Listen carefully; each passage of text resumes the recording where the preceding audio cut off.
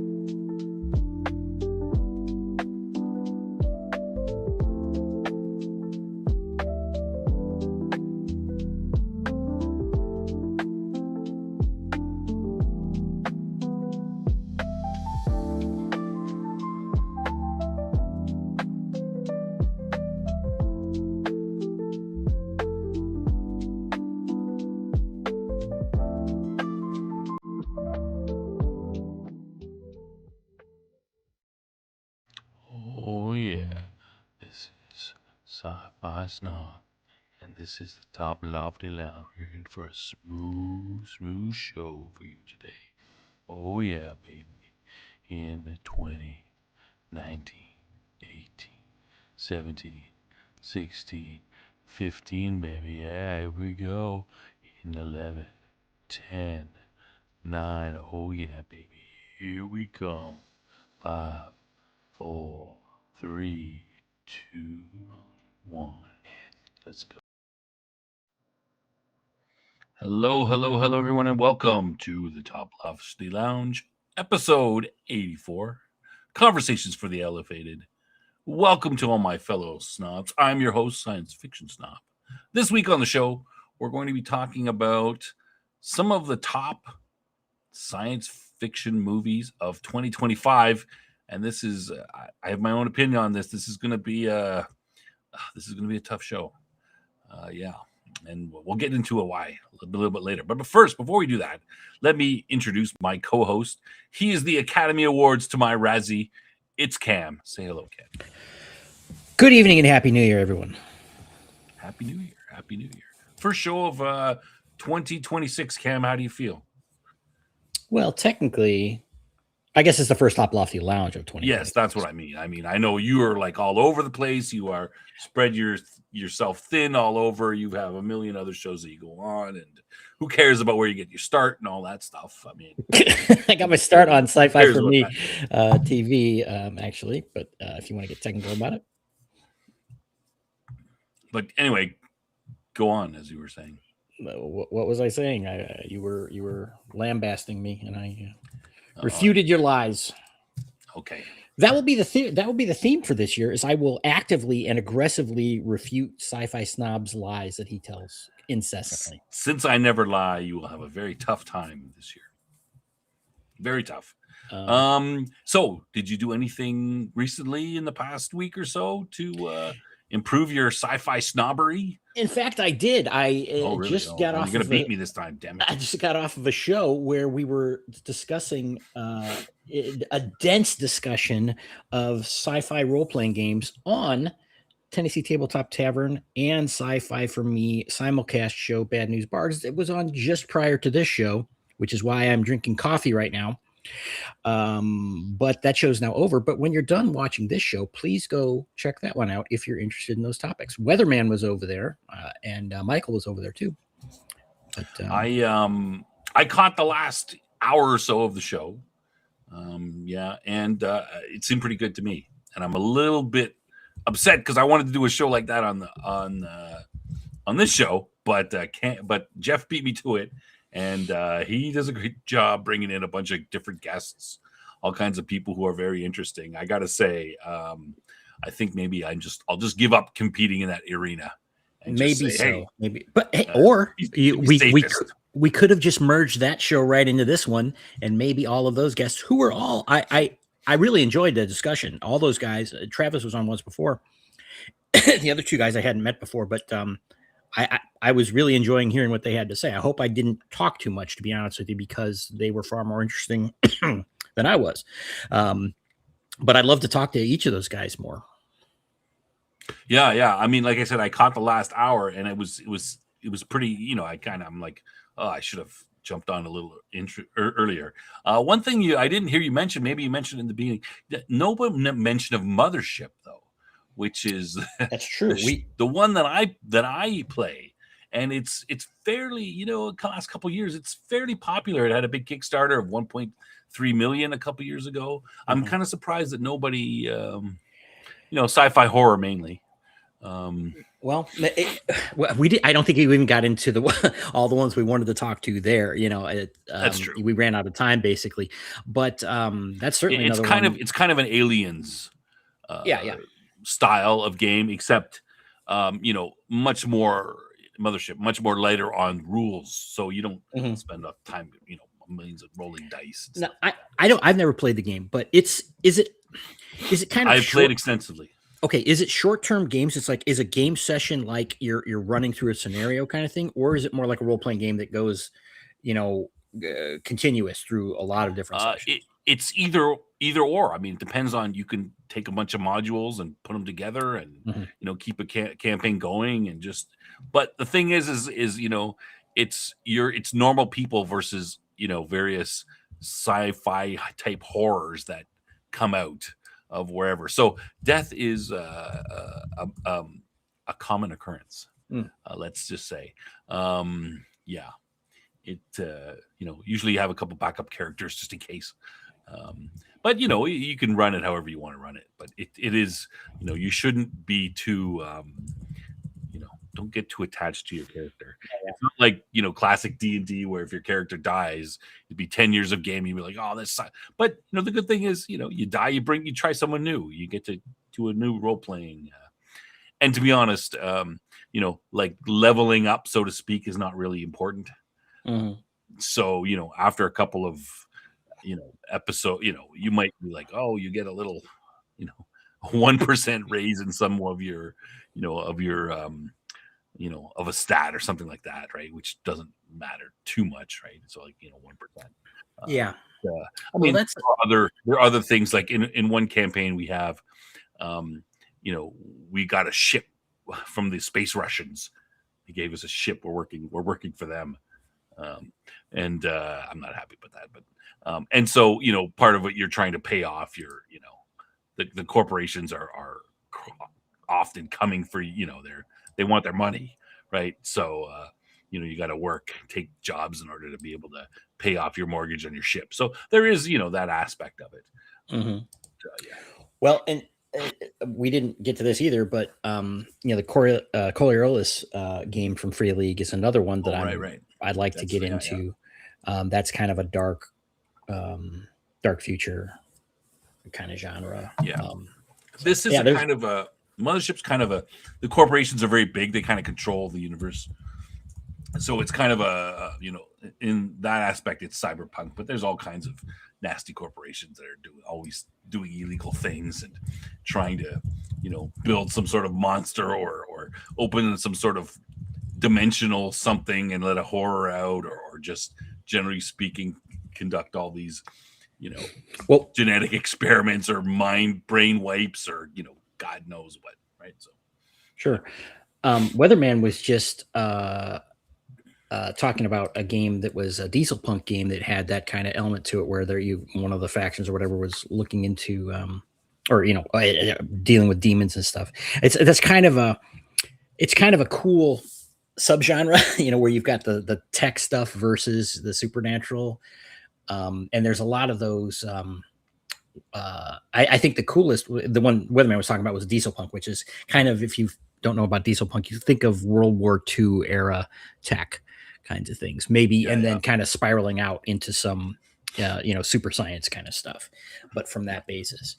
And just to kind of bring it around, the Travis, one of the fellows on the other show on the panel, was he was talking about the sci-fi pulp rocket game, which, as you may recall, I really love that genre. And so it's like, man, they just literally just listed like about half a dozen or more games that I would love to try,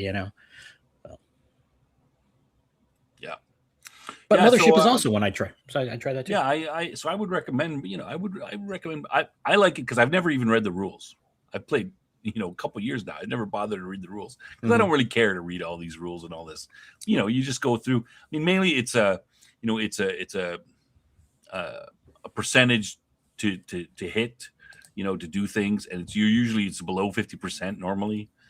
So if you can get around the monster without having to fight it, that's much better, right? Like it's not a combat heavy style of game, and it's based on stress. So you see these horrors, you get stress. As your stress builds, you start to go crazy, and so it's a little bit. It's not really Cthulhu that way, where the horrors that you see are so overworldly that you go crazy. But your stress builds up. You don't want to build that up too much, because then you have trouble doing things and more bad things happen. Because you're in these stressful situations. So it's kind of very realistic in that sense. But yeah, much more less fantastical, and you can in a way if you become the hero of the game, or you do something great, it's more rewarding, because it's not like you are a hero, right? Like you're just a normal guy. You're a scientist or a teamster or a android or a marine, just doing your normal things, right? So right. Yeah, that's very much the alien thing, right? I mean, these are just normal people doing their space truckers, right? I mean, and they just get caught up in this whole thing. Surviving is what makes you the hero, Yeah, it's very much like I said, like aliens, except that the aliens, system is much more developed, die rolling and that kind of stuff. This is less, focused on die rolling and combat, more on the role playing aspect. So, well, again, I always have to kind of explain this, and I don't want to bore people with my role playing history, because nobody likes that. But the vast majority of games I played, including an alien game, was all homebrew stuff. We didn't have any written rules at all, literally. And we had, I mean, that was the way I played games for the most of the early part of my RPG life. That's funny, because we did the same thing too, and we had a couple guys, and they would develop their own games and stuff. One of the guys developed a wrestling game. We had all these wrestling moves, and you're two wrestlers in a ring. It's it's basically just a combat system. It's not a whole game, but that's the kind of things that people did. Yeah. Right. Well, it's kind of, I mean, it's good and bad, right? Because it's like, I'm sure I spent way too much of my life doing that kind of thing, developing these different games and such, for our own use. But there's a certain charm to that too. And today it's like, there's so many games in anything you'd want, that there's literally no reason to ever do it. So, just different. There's a lot out there. Yeah. All right. Okay. We're going to do something. We're going to go over something before we get to the main topic. And I just want to mention, Madman and Dave, I've got your chat, your comments in the chat about the main topic starred. So I will bring them up when we get to the main topic. And I think those are good questions so far, and I'm going to address them. So don't think that I've forgotten you, but we'll get there. Okay. So one thing I wanted to do just before we started the main topic proper is that we had the Babylon 5 New Year's Eve show. We did a bunch of memes, and Cam is he's very discriminating when it comes to humor, right? There's not a lot of things he finds funny, as because of my jokes, but there were some of the Babylon 5 memes that he did think were funny. So I've collected a few of the most popular ones that he enjoyed, and which is like a little bit less than a quarter of them. But I thought we would share them with everybody before we start the show. Disclaimer: I might have been either drunk or had post meat feast delirium. Yeah, delirium. What is it? What's that? Like tryptophan. I mean, it's for turkeys. Turkeys, the tryptophan, where you get all logy and stuff. Right? Yeah. Hey, But- wait, but- we forgot to say hello to the chat. Oh, we did. Okay, you want to do that for me? Go ahead. Okay, sure. Well, we've got some of our good friends here. We've got Weatherman, who was over on the Bad News Bards as well. Thank you for showing up for both shows, my friend. Dave. Well, you did mention Dave, right? And Q2 Cast. Weatherman is here, and PB's here, and then Neutron is in the chat as well. Oh, good to see you. And then Memento Mori just showed up. So welcome everyone, and thank you all for coming. Snuggie, I hope Snuggie's not out there, scumbag. Probably lurking. I've seen him on Twitter lately. He's been He came and yelled at me on the other one.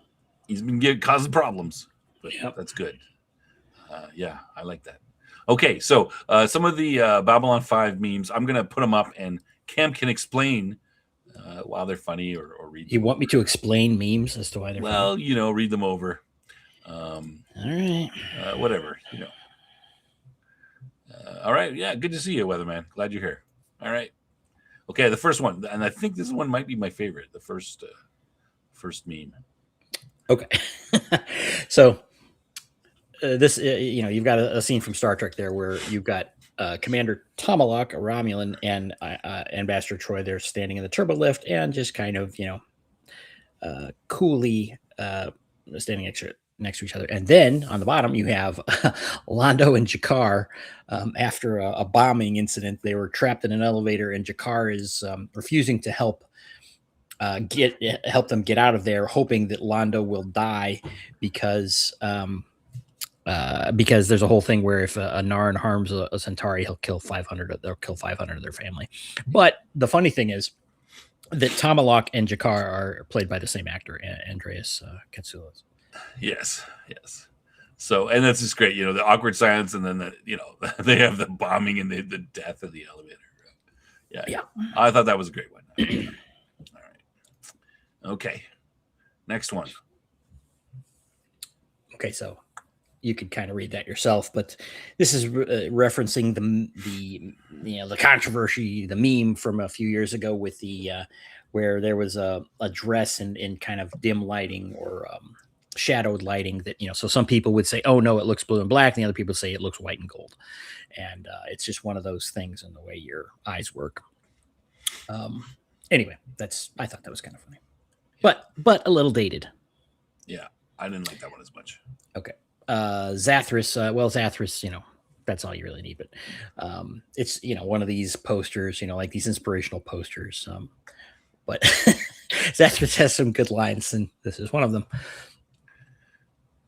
Just forewarning for everyone. Cam likes Zathras, so there's going to be a couple of these. Everyone likes Zathras. You just don't know it yet. That's true. Babylon 5 is only one mean. Okay, so this is the Londo told a joke like this, one time, but it's basically the old. He told this to Lanier when he was in a coma, trying to help him wake up. But it's also referencing the kind of the mindset of the Centauri at the beginning of the series. So just kind of thought that was funny. That's true. Looks like Snuggie Jr. heard you calling him out. Showed up. Right I guess Happy New Year, Snuggie. All right. Is this your favorite one? This one got me because it says Zathras find the one, which if you've seen Babylon Squared, Zathras mentions the one, and it works just so well with a matchmaking thing. Find the one for you, your soulmate or whatever. So I thought that was a good opportunity. If you know the show, it doesn't need explanation. But anyway. Yes, Dave. Garrick is also an awesome character. Garrick's pretty cool from DS9. Yeah. Yep. Zathras good at doing that understandings. Okay. Yeah, it's just kind of funny because it's Zathras. Zathras, of course, has a very distinct, accent. So, again, self-explanatory. Yeah, I kind of like this one because I am reading it in his voice. Right. That's what I'm doing. Now, I like this one. Yeah, it's kind of funny because again, Babylon 5 is the red, as we said, the redheaded stepchild of sci-fi shows. Yep. For some reason, it's just one of those things. It just kind of remains in obscurity in a lot of ways. I mean, compared to Star Wars and Star Trek, obviously, but Yeah, it's got to be. It doesn't have the the it doesn't have. background. Well, it does. Yeah, it doesn't have the the deeply rooted cultural impact. It didn't. Yeah. It never got to that level, But as we were talking about on the show on New Year's Eve, it's like, but if you really think about it, the storytelling of Babylon 5 is just way more complex than certainly than Star Wars and than Star Trek. In different styles too. I mean, for obviously, but yeah, it's Babylon 5 deserves to be up there, in this all-time great category. But it's just, I mean, it's just like if you open a restaurant, you make the best hamburger ever. You're still, you're way better than McDonald's, but you're still not going to beat McDonald's, right? Mm-hmm. They're just too big. Yeah. Right. Yep. And there's too, it doesn't matter how sometimes at some point how good you are. Let me just side note there. I wish I had Biker Scout costume. I always wanted a Biker Scout costume. Man, those are sweet. Anyway, go ahead. This is Stinking Up Babylon 5 with Doctor Who, but the only Doctor Who reference I found. I found this one funny because it is the kind of thing that happens on Doctor Who, where it's just like, oh look, the TARDIS is just in the middle of whatever. It's like, what, why? I mean, we know why, but it's like people don't don't react appropriately to why is this box here? Weatherman's Farscape, the redheaded stepchild. Yes. Think so. And, I think Babylon 5 is better than Farscape. Okay. I've never seen all of Farscape. Again, a friend of mine is like an insane fan of Farscape. It's like his favorite show of all time. And he's been trying to get me to watch it. And I can't get, like some people talk about, they can't get into Babylon 5 or I can't get into Farscape. I've tried to get, and I'm sure it does get much better, but I haven't been able to get past the first few episodes. But it is way far down the list from Babylon 5, I think. I think it's way more obscure. I made through the first 3 or 4 episodes of Farscape too, and I kind of got a little bit, lost interest as well. They're all online. You can watch them all online for free. Mm-hmm. Well, they're running on YouTube continuously, I think. Yeah. I thought I got mine. You could find them. I thought I found mine on YouTube, but not running continuously. Just you go episode 1, episode 2, just carry on. But I'm not sure if that's the same thing. It was last year that I started doing that. But, yeah. Yeah. This is just pretty self-explanatory, but pretty funny. Yeah. I mean, that's always a good meme, that one. All right, last one. Yeah, again, referencing the Centauri, who at the beginning of the show are very, kind of downtrodden and past their peak, in their imperial history. But then, if you've seen the show, you know what happens. Yeah, I did. I have to admit, we're watching Babylon 5. I haven't watched any of it before, except what I might have seen flipping the channels around 30 years ago.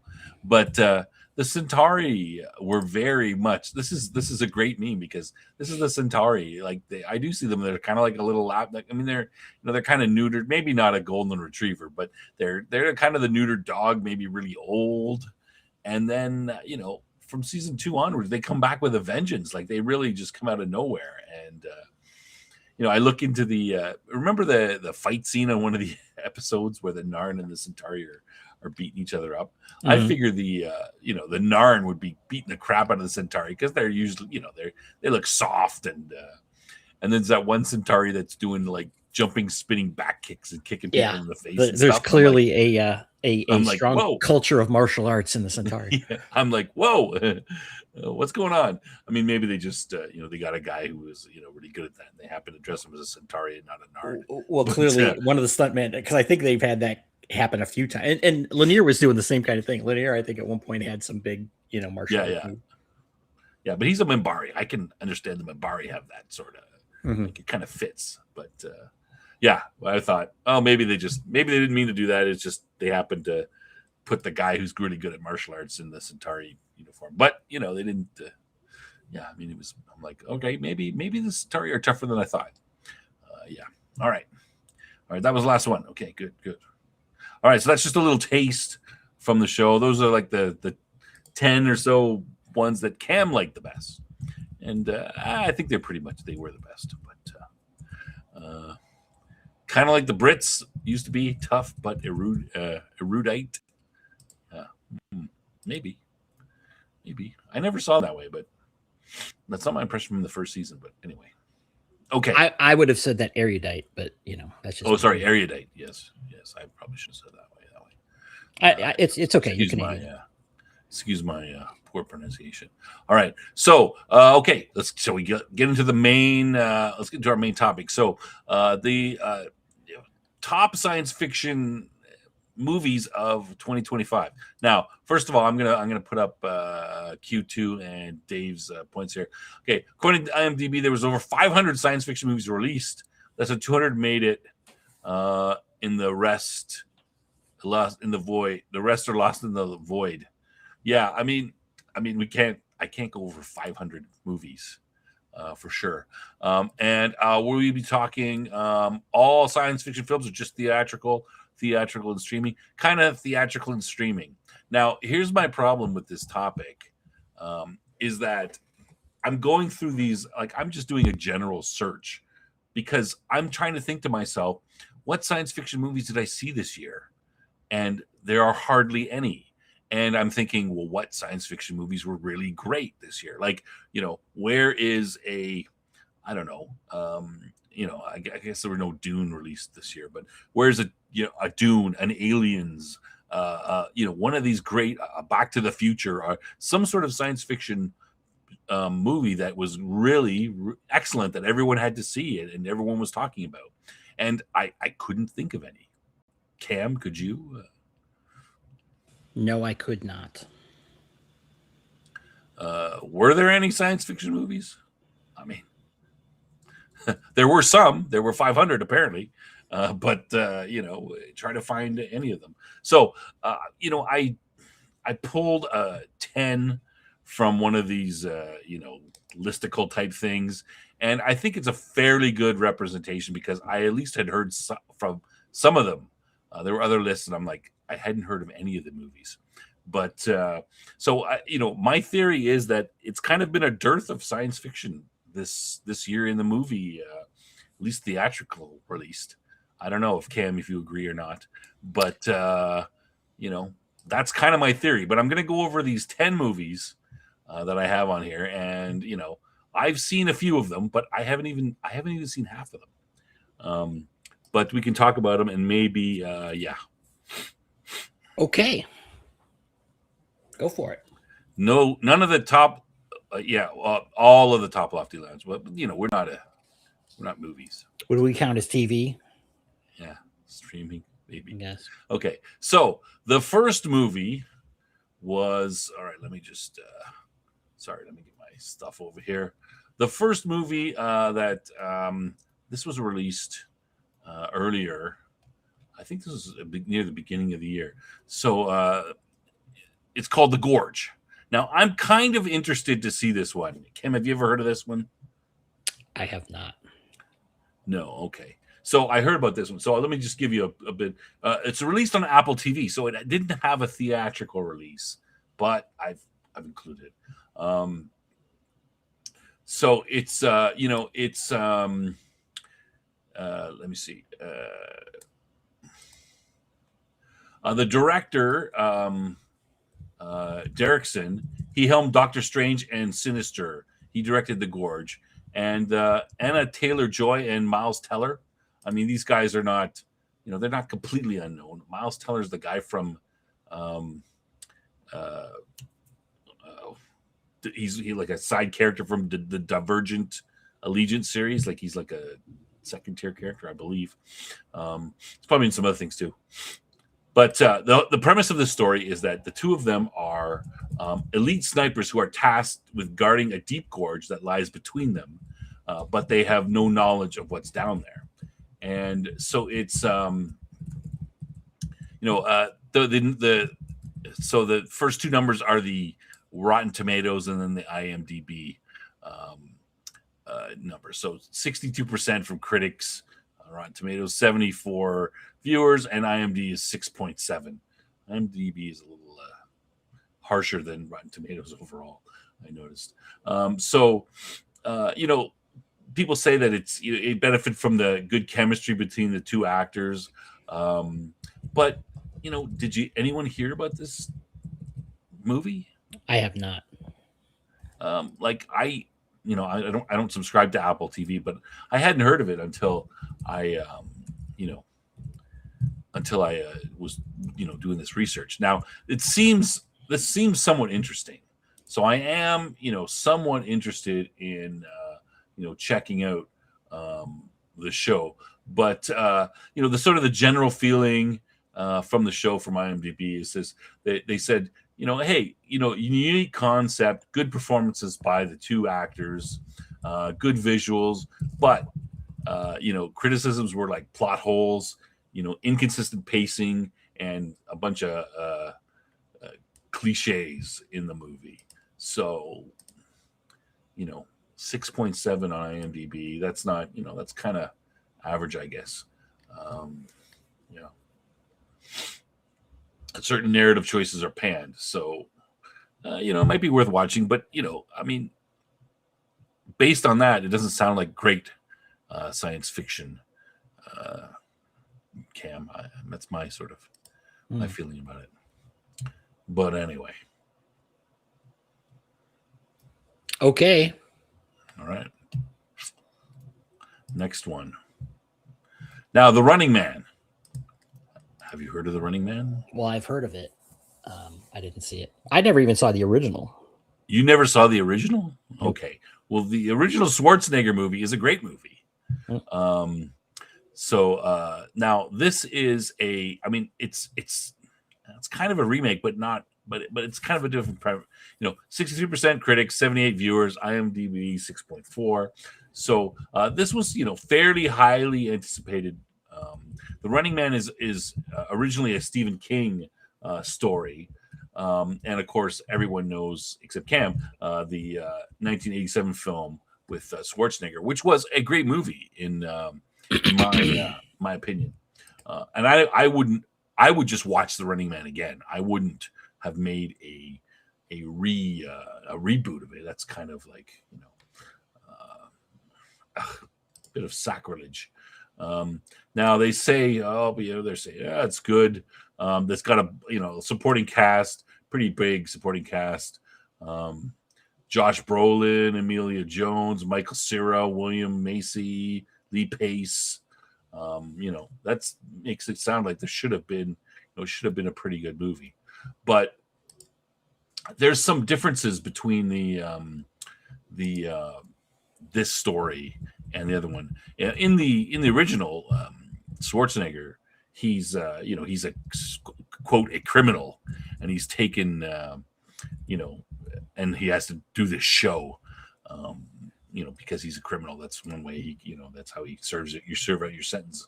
But apparently in this version, he actually signs up for a TV show, and he's hunted down by these killers, and they're if they survive for 30 days, they win. But supposedly it happens all around the world. He's running around the entire world now, so somewhat different than the original. And I'm curious to be part of the original movie was the whole game show aspect of it. And before reality TV became a thing, you've got Richard Dawson, the most famous game show host, being this scumbag and running this game show where people are killed, and and everyone's all like, yeah, wow, that was why it was so good, such a good show. So I'm not sure that this premise doesn't seem to hit as good as the original one. Which is closer to the original story? I don't know, guys. I haven't read the original Stephen King novel or short story. No, I haven't seen all these shows. I haven't seen them all. I've seen some of them, and that that kind of that's kind of part of the point that I'm making, is that if we don't that you don't care enough. If we don't care enough to see these shows, like I'm digging the depths of these fairly like, I mean, I've heard of the Running Man before. It came, oh, there's coming out, but people are not really needing to see it. I mean, that's kind of, that's not very good. Not very good for the show. Now, Elo, has anyone seen this? Cam, you haven't seen this one, have you? I don't think. No. No. Why I mean, would it's a I? kind of a kids movie. Yeah, but so it's I mean, it's got a good critic review, good viewer reviews on Rotten Tomatoes. I don't know how much to trust that. IMDb 6.7, not so much so great, but it is science fiction. It has a lot of thought provoking concepts. It's aimed at children, but some of the stuff it seemed a little bit more kind of adult themed in the sense, a little bit higher than that. But the usual Pixar videos, very good, visual effects. So, Elo centers around this kid here. You can see in the picture, dreams of leaving his troubled child on Earth for something better among the stars. Aliens actually come to get him. They think he's the Earth ambassador, and he must navigate a conflict involving his new friend that he makes and his friend's warlord father. Excuse me. So, this one was pretty well received. I mean, I didn't see it because my kids are a little bit too old for that. A touching tale of finding a family while on a space adventure, and it was nominated for Best Motion Picture Animated at the Golden Globes. So, it wasn't, it wasn't horrible. It was probably horrible. Well, according to everybody else. All right, let me just keep up with the chat here. Yeah, I mean, I think the Schwarzenegger shit was great. Mm-hmm. Yes, thank you for helping out. All right.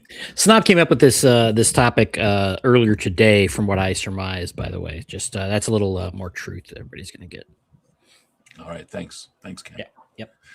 Okay, so now the Fantastic Four for steps. Now I did see this movie. No, there's no way that viewers gave this 90%.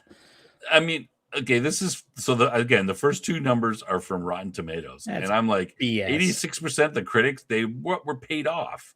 90% from viewers. I mean, I think the IMDb rating is high.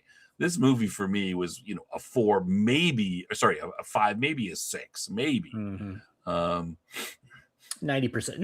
Again, Rotten Tomatoes is completely compromised. That's just utter BS. Yeah, I think it's pretty compromised. So I kind of go with that. But I'm giving people they can at least see. But yeah, this is, this is how we have to dig. We have to pull out. I mean, technically, Cam and I both agree that most superhero movies are science fiction in the in the sense of it. But if I was putting together a normal science fiction movies, I generally wouldn't include superhero movies. You look for more pure science fiction. But yeah, this movie is best rating money could buy. Yeah, this is a top. If this is a top 10 science fiction movie, then that just shows the depth of how much 2025 was hurting for good science fiction movies, because this was not, in my view, a good movie. This one, I didn't see it because, again, Pedro Pascal as Mr. Fantastic means that this movie was made by morons. If everything else was perfect, it would still suck because of that. In any case, let me just point out, this one really pisses me off because Fantastic Four is an elite comic IP, and and they seem to be going worse than the Fantastic Four movies that have been made, including the 80s one. I think they're going downhill. Downward trajectory. Yeah. Some of the thing from this there's one specific chase. This is from an article. one specific chase sequence in space involving the Fantastic Four and the Silver Surfer. That's one of the coolest scenes in MCU history, especially from a sci-fi standpoint. I mean, that's a load of crap. That chase scene was not great at all. It's a Silver Surfer following the the Fantastic Four in their spaceship when they're trying to. I mean, it was okay. There was some. It wasn't that great at all. Okay, you know what? You need to highlight PB's comment there. Which comment is that? I don't have to highlight any. Yeah, you have to, or I will. Oh, this one right here. Oh, you're raking me over the coals again. Go ahead, read it. Unless you want me to read it. You can read it. Snob, how are you discussing films you haven't actually seen? Is this the level of preparation your Babylon 5 guests can expect? Yes. Holy crap, you've been roasted. Don't tell him that though. Man, you guys are mean. We are amateur idiots, and PB is accurately pointing it out. And yes, the guest should point those things out. I will just say that this fine guest that we have scheduled clearly is a very generous person who is going to be having to put up with a lot of and hopefully he's not watching the show. So or maybe Jason will pull put some professionalism to it, because of course the hosts of this show sure as hell aren't. Yeah, pure science fiction. What does that even mean? Yeah, it means the snob definition of science fiction. That's exactly what it means. I think you're losing the audience. That's what I think. Can everyone put in the chat? Can you put a 1 if you think Snob is embarrassing himself and you really think he needs to improve, or a 0 if you think that he's doing fine? Jeez, I mean, it's just a 0. Jeez, I mean, we just started the year. Let's I know, and you've just fallen on your face. Ease into it. Let's ease into it. You guys are hurting my ego here. The bar is set for 2026. I'm trying to set it low so that therefore we can surpass it. There you go. Whew. All right. Oh, look, see, Madman's on my side. All right, right on. Okay. All right. So, okay, well, I mean, this is one that I have seen. So, I still get the harshest. Yeah. A convoluted definition. Yes. What I think is it is. That's a snob definition. Wait. Okay. So is it just Outpost? Oh, Outpost Nerd is really angry. Is Outpost Nerd the only person who was it PB also that disliked our working definition of sci-fi? In any case, we might have to revisit that. Or we can just be snobbish and say, no, this is it. Too bad. That's exactly what I. But I don't prefer that. I respect the audience. Superhero movies, while they generally fit into science fiction, I don't think that they're real science fiction. Come on. Okay, so let's see. So far, Snuggie said a 1 and a 0. PB said a 1. Outpost Nerd gave you a series of 1s. I'm sure glad I'm not. Was one good or was it was? No, 1 was you're an idiot. One was bad. Oh, okay. Yeah. So I'm glad I'm not being rated like this. I appreciate that. I would really lose sleep over this. I appreciate that. Yeah. All right. We could talk afterwards. This next one, let's fight through.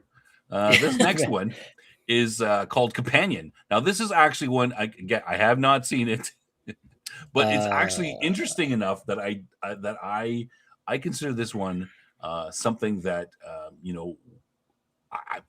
I want to see. Okay, you're going to get demonetized because of this image. Okay, well, just pretend you don't see that. She's a robot. So 93 critics, 88% viewers, 6.9 IMDb. So this is kind of a real science fiction story.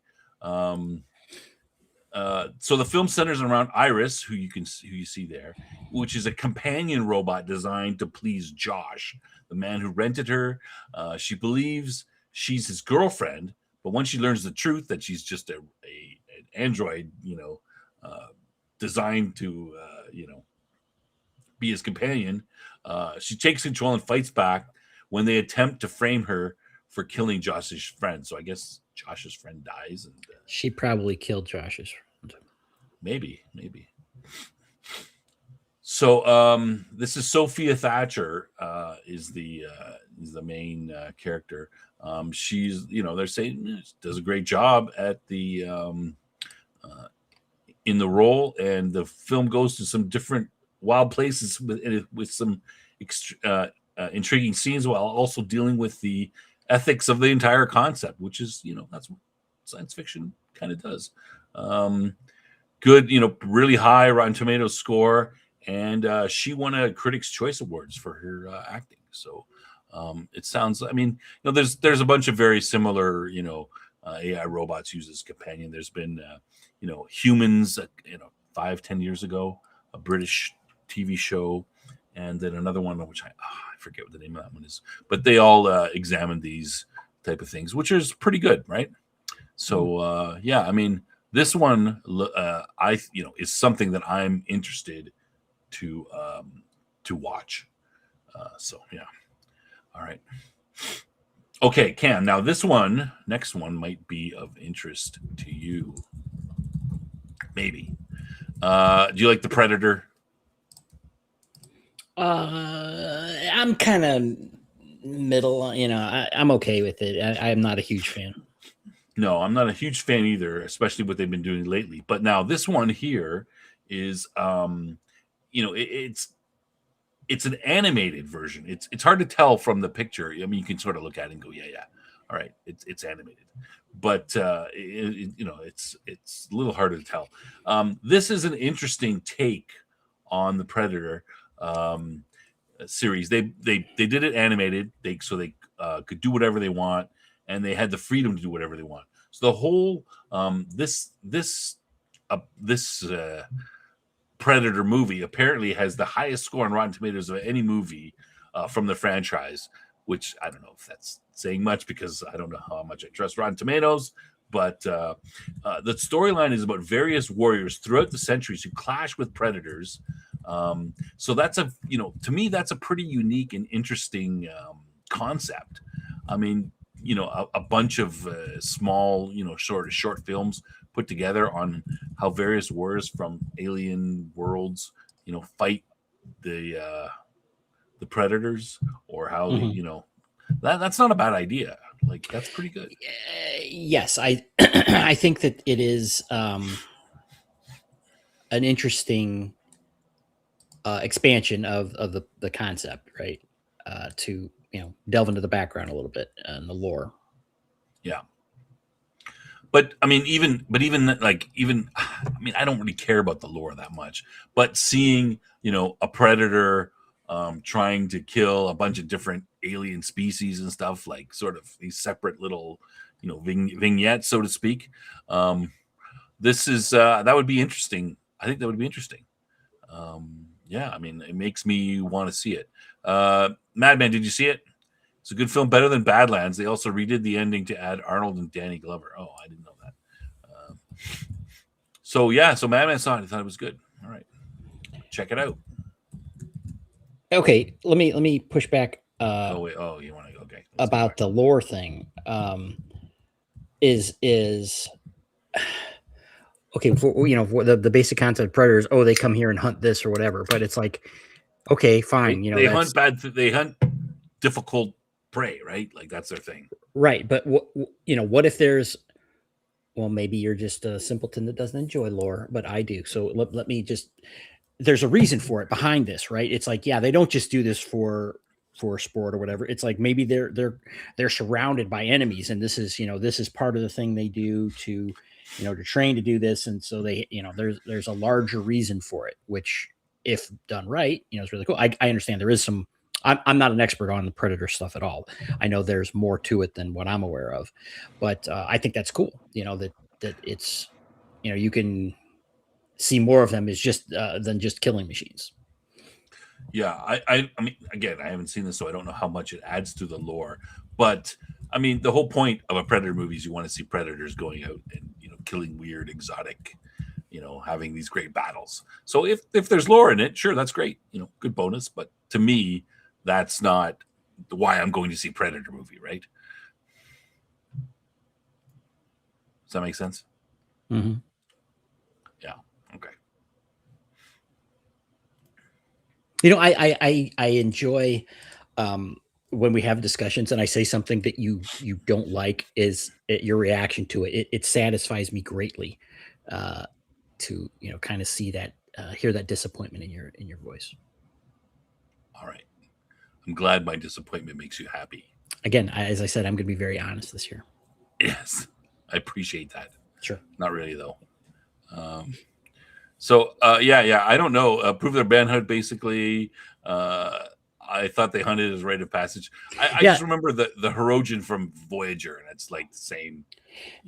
That might be, but again, it's where could you go with that though, right? It's like, okay, let's say this is a warrior culture and this is their rite of passage to do this, but there's something else that it's like, yeah, you do the rite of passage for a reason that might be X, Y, or Z. I'm just saying you could do stories like that. Yeah. Okay. All right. So Mickey 17. Now I have seen this one. Okay. So, tell us all about it. So everybody can get off my back. Damn it. Critics 78, 73 viewers. That's high to me. So Mickey 17 is it was fairly highly anticipated, and I actually heard about it before it came out. And I'm like, oh, I'm quite interested in to see it. I didn't go and see it right away. It's the guy Boon Joon-ho. He did Parasite, which was quite popular, and so he did this one. Not as good as Parasite, I don't think. It's based on the book called Mickey 7. And Mickey 17, it's a man joins a space colony as an expendable. So what happens is they tape his his brain, his memories, and everything like that. He goes out and he does all these things which are very risky and is going to die. And then he dies, and they put him out again. So the only reason he gets his job is because he's got no other skills that anybody wants. So he's going out on this colony ship, and they like the movie starts out. He's like, oh hey, let's see what happens if he goes out. They put him outside the ship, and they're like, and they're going through space, and they're like, there's various cosmic dust and things going on. Let's see what happens. Hey, take off your glove and let's see how long it takes his hand to, for him to die and stuff like that. And I'm like, oh, okay, great. And, there's a couple other scenes where they're testing various, organisms and gases on them. And, hey, is it safe to go out on the in the air in this colony? Hey, let's put him in a bubble with a bunch of this air and see what happens to him, that kind of thing. So it's a little bit dark at the start, but the story happens when they believe that Mickey 17 is, you're not supposed to have two of them, right? The story happen the big thing, the story comes out when they think Mickey 17 is dead. And so they fire up another. They meet some aliens on this planet. You can see them in the background, these weird looking worm things. And they figure, oh, he's dead. They're going to eat him, but they don't eat him. And he wakes up, a couple hours later, and he comes out and he finds his way back to the colony ship that's on the planet. They've already warmed up they've warmed up Mickey 18. So that's where the sort of conflict comes in. It's no bueno to have two of them. And I felt that Patterson did a good job in the film. Mickey 18 and Mickey 17 are somewhat very different in their personalities. Mickey 18 is much more angry and much more assertive, and that's kind of interesting. Plays them both. The problem is it just wasn't that. It's an interesting idea, but it just wasn't that great. Mark Ruffalo plays the villain, and I think he's a little bit weird, and I'm not a big fan of. Okay, well, that would be an instant nope for me, also. Yeah, he's. Mark Ruffalo, the human wet blanket. Yeah, it's an interesting. The concept isn't too bad. What this space colony that they're sitting up here, this guy Ruffalo is he's kind of a semi-religious leader figure, but he's actually a politician who lost the election very badly, and so he's basically leaving Earth because he's so embarrassed. about it. But he's running, he's running this thing, and they're kind of treating him like he's so smart. He's got this PR guy who follows him around all the time, and they basically are planning. Go, oh well, sir, you should do this because then I would look really good back home. And just imagine you standing on top of this, shooting all these alien worms in here, saying this speech that I wrote for you. It would look so great. Oh, okay, that's good. Let's do that. Like he's a bit of a dip, and his wife is just. Toni Collette plays her. I mean, she's pretty good actually. But they're just horrible people. People are saying they don't like Ruffalo. Nobody likes Ruffalo. I just think that it could have been a better. They could have picked somebody better. Snuggie put it perfectly. Yeah, the script needs more work. I thought the script was weak. Like I haven't read the book Mickey 7, but I can't imagine it is. This to me was just mediocre. It's in that 6 range. Okay, but nothing, to write home to mom about. Yeah. All right. Cam, do you want to see any of these movies? No. No? That's kind of the problem, right? We're talking about where's the Star Wars? Okay, so hey, come on, everyone knows about this movie. This is a big movie. Now, I mean, 66 critics, 90% I can't believe that 90% of viewers like this movie. IMDb 7.4, pretty high compared to the other ones on this. I don't know. I've not seen any of these movies, and I have absolutely zero interest in seeing any of these movies. None. Okay, absolutely none. It's like, so I saw the first one, and I mean, I was impressed with the visuals. I mean, that's why you saw it. It was 3D. 3D was kind of new. I mean, no one had gone through 3D. That iteration IMAX, of it was new. Yeah, new iteration, sure. And the visuals were quite amazing. Pandora looked real. I mean, people they talked about at the time, people leaving the theater going, oh, I'm disappointed because I can't go to Pandora. Okay, what the hell's wrong with these people? I don't understand. That's weird to me. It is, but I'm just saying that they were so involved in the movie that, it seemed so real that everything was so well done that it seemed real. That's the point they're making. I'm not saying that they're right, but okay, I understand someone like, oh, that's really cool. Wouldn't it be neat to see something like that? But the thing about, again, I've heard this from other people. It's like, oh, they're like all emotional. It's like, what? Have you been hypnotized? I don't understand what's going on here. What? You know what I'm saying? Well, there's a difference between being like, oh, that would be really neat to see if that was real, and like getting emotional about it. That's but you've never been so involved in a non-real story or either role-playing game, a story that you come out of it after it's over, you're like, and you're kind of like, wow, I was so invested into that, and it seemed almost real. No, not in that way. Cam lacks imagination, I guess, in that sense. But anyway, but it can happen to some people. Now, I mean, Green Girl just mentioned about the ride at Disney World, which I also took several trips. It took me to get on this ride. It sucked. It absolutely sucked. It was substandard. Poor. I mean, the visuals were not good. I mean, it was just screw Avatar. That's what I got to say. How about that? Yeah. So, I mean, like I said, I saw the movie initially, but I wasn't that impressed with the storyline. It was very, very basic science fiction. Unobtainium. Humans bad, natives good. Yeah. And James Cameron has turned into a complete. Yeah. There was no nuance to it at all. And I mean, so it looks like it looked great, but at the end of the movie, I was like, it's okay. Maybe a 6 or 7. Visuals and everything, great story, mediocre, not much thought into it, right? Q2 Cast, the ride I'm talking about, and I assume Green Girl's talking about the same one, is the the flying one, the simulator, not the boat ride. And that's another thing. Having Avatar at Animal Kingdom is freaking stupid as hell.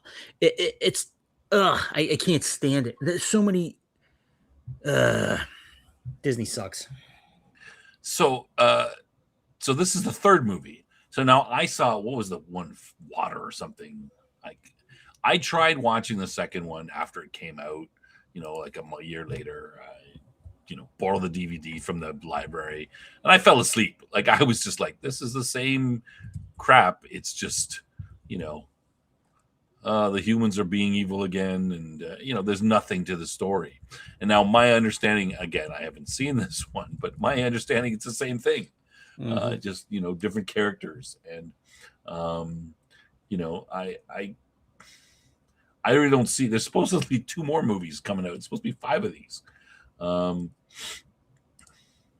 Yeah, well, Okay, they'll probably so keep doing well because they've captured the normie audience, I guess. But judging by this again, I when guess. when the when the viewer score is significantly better than the critic score, it means it's a crowd pleaser, right?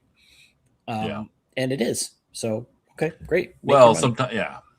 So okay, so in this article, it here says, Fire and Ash. The reviews were down compared to the first 2 movies, mostly because the story repeats some notable beats from them.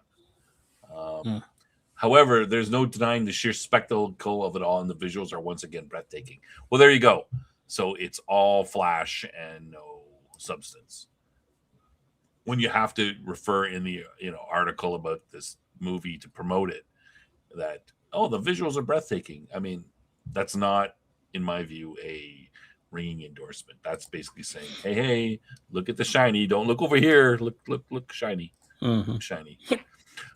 Yeah. So I mean, I have no interest in, maybe I would try to borrow it just to. I'd probably just fall asleep again. What's the point? I couldn't stay awake through the second one. I can't see why this one would be any different, and it just seems to be the same story over and over again with some different characters. So yeah. I mean, and this is one of the top science fiction. Like, look at this list, and which of these movies that I've mentioned so far have you heard about? Yeah. More than this one. This was one. I mean, this one came out fairly recently. So. Well, But okay, still. but what is this saying though? Okay, even though these other movies didn't particularly interest me or whatever, it's like some of them you could say, okay, well that's, they're trying to do something a little different or not real, popcorn movie or whatever. So I like that. Yeah. Sentiment. Because, but they're not succeeding. It's. Yeah. Oh, Snuggie, you saw The Housemaid, really? Yeah, Snuggies. I've been seeing he's talking about that. Isn't that a breathtaking visuals? Okay. So nobody likes. Yeah, I don't. I mean, I have no interest in Fire and Ash either. Anyway, okay. Sorry. Let's go. Predator Badlands. Now, what about you've heard of this one, Cam? I have heard of it. Yes. This supposedly is the Killer of Killers is supposedly better than this.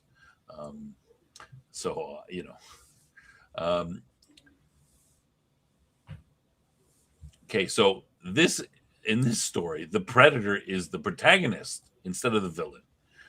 It follows Deck, Yauja Runt. I don't know what. I mean, I don't know the lore of this stuff. So, is on a quest to hunt an unkillable apex predator to impress his father and his clan. And then he meets Thea, who's this synthetic who helps him. They form an unlikely bond along with another character, and the found family dynamic is well done. Elle Fanning supposedly does a good job with their performance. It's in conversation for the best Predator movie and has lots of action. Pretty high among viewers. I didn't hear good things about it. Buddy cop movie. Yeah. Killer of Killers is better. A synth and its Predator. Like, I mean, these critic reviews are pretty high. Even IMDb is higher than some of the other ones. But it just seemed like, okay, now the Predator is the good guy. Night PB. See you later. Take care. Take You know, care. Stay up for Wednesday. We'll come by on Wednesday for our big announcement. Yeah. So, I mean, I don't know, Cam. You've heard about this movie, at least. I have heard of it. Yeah. Thoughts? I haven't seen it, so I can't You haven't really. seen it? What was your thought about the buzz of it and stuff? Actually, when I saw it, it did mildly interest me. Really? Yeah. I wasn't interested at all. I thought, oh, well, there's going to be some stupid. Memento Mori says it's a decent movie. They should have made it something other than a Predator movie. Oh, okay, that's interesting. All right, maybe it's worth a look. Maybe this rating is a little bit better. Yeah. Okay, you don't have much to say on this one.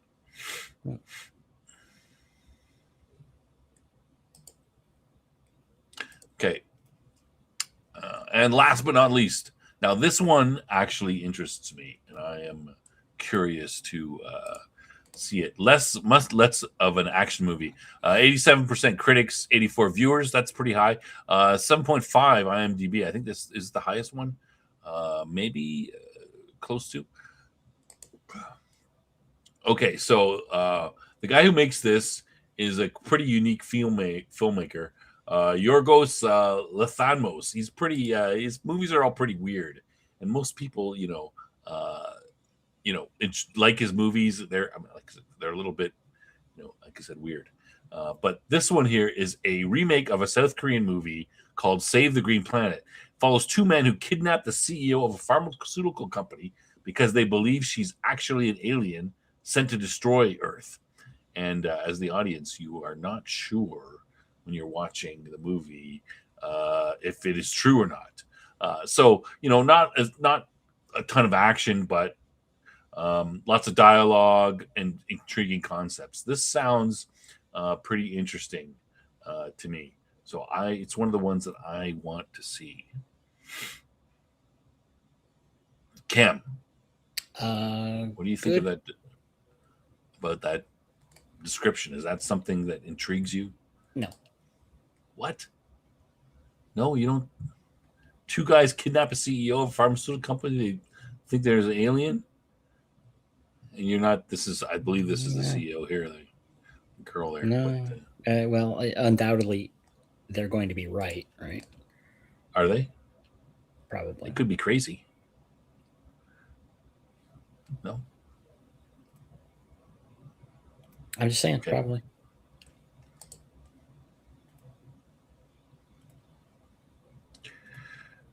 Okay, what is let's maybe gotta get something out of this.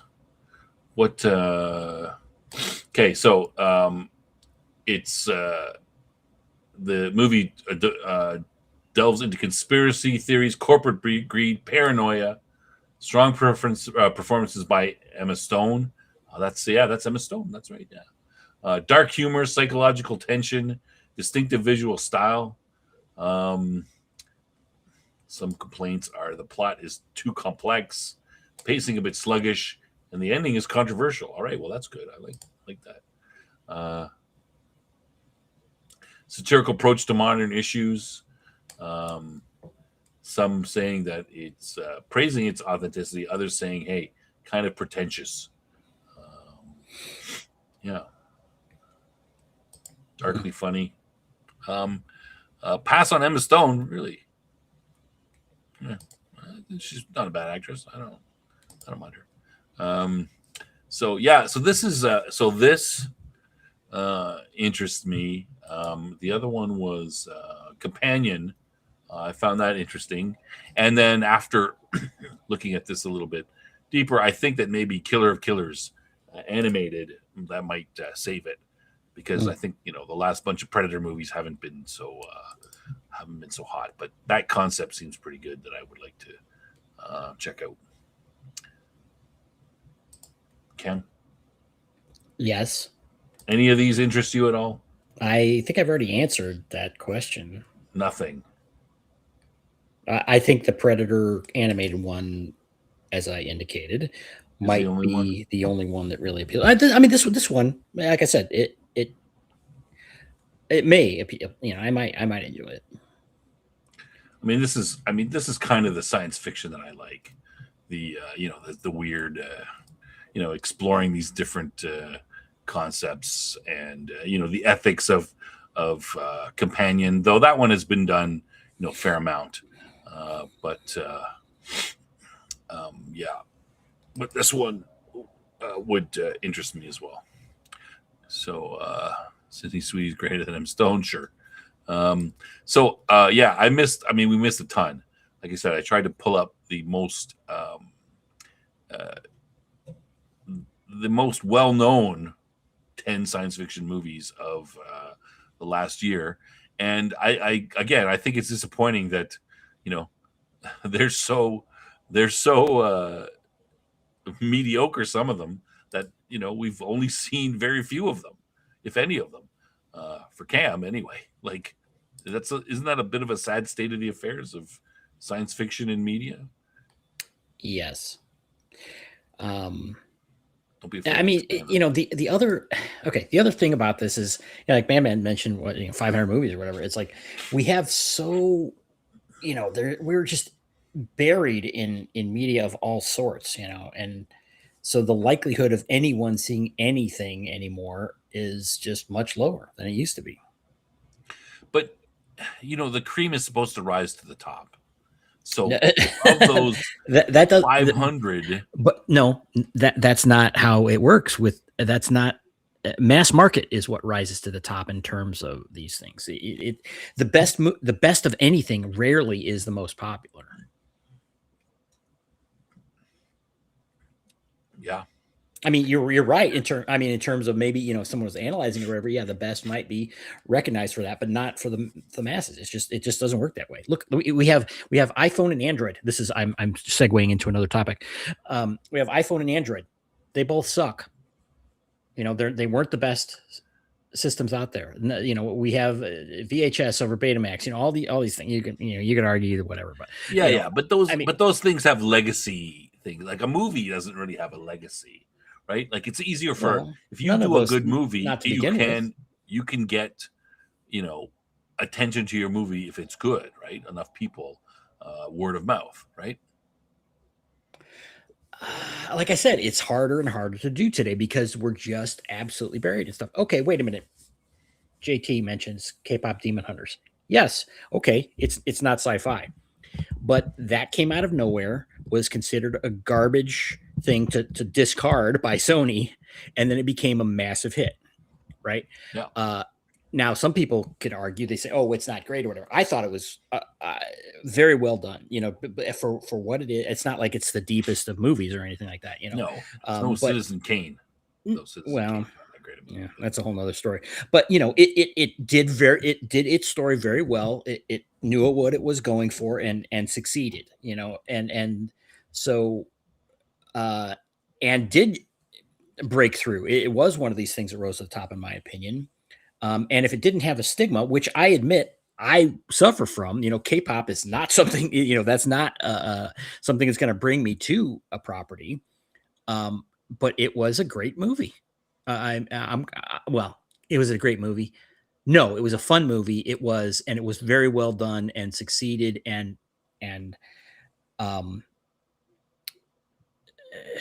Well, I guess it was a great. I mean, if I was going through all the different criteria of what makes a great movie for what it was trying to be and the genre it's in, it's top. It won on every account. Again, I understand it's not for everybody, but these other things aren't. These are weird niche things, which is fine for sci-fi, right? I mean, that you should have. Sci-fi should be these weird niche things, but it's sci-fi is kind of niche already, right? There's just so much in today's world where we're buried in media all day long. In the past, it's like, oh, you go to work all day and whatever, and then you come home. It's like, oh, I want to watch something. Well, what do I got? I've got these 10 choices, and so it would be much broader. Now it's like, well, I'm immersed in media all day long, and I come home and I really don't care if I watch more or not. But if I do, then there's 1,000 choices. It's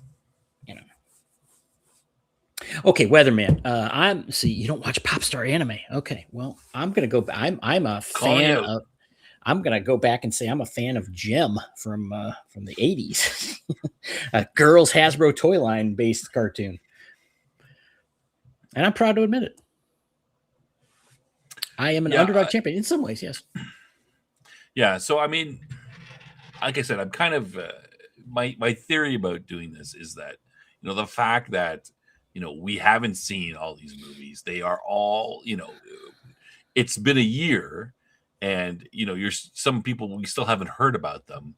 There Mhm. is a dearth of really good science fiction in the theaters coming out, and even with 500 movies, I mean, surely some of them should have climbed to the top. There should be okay.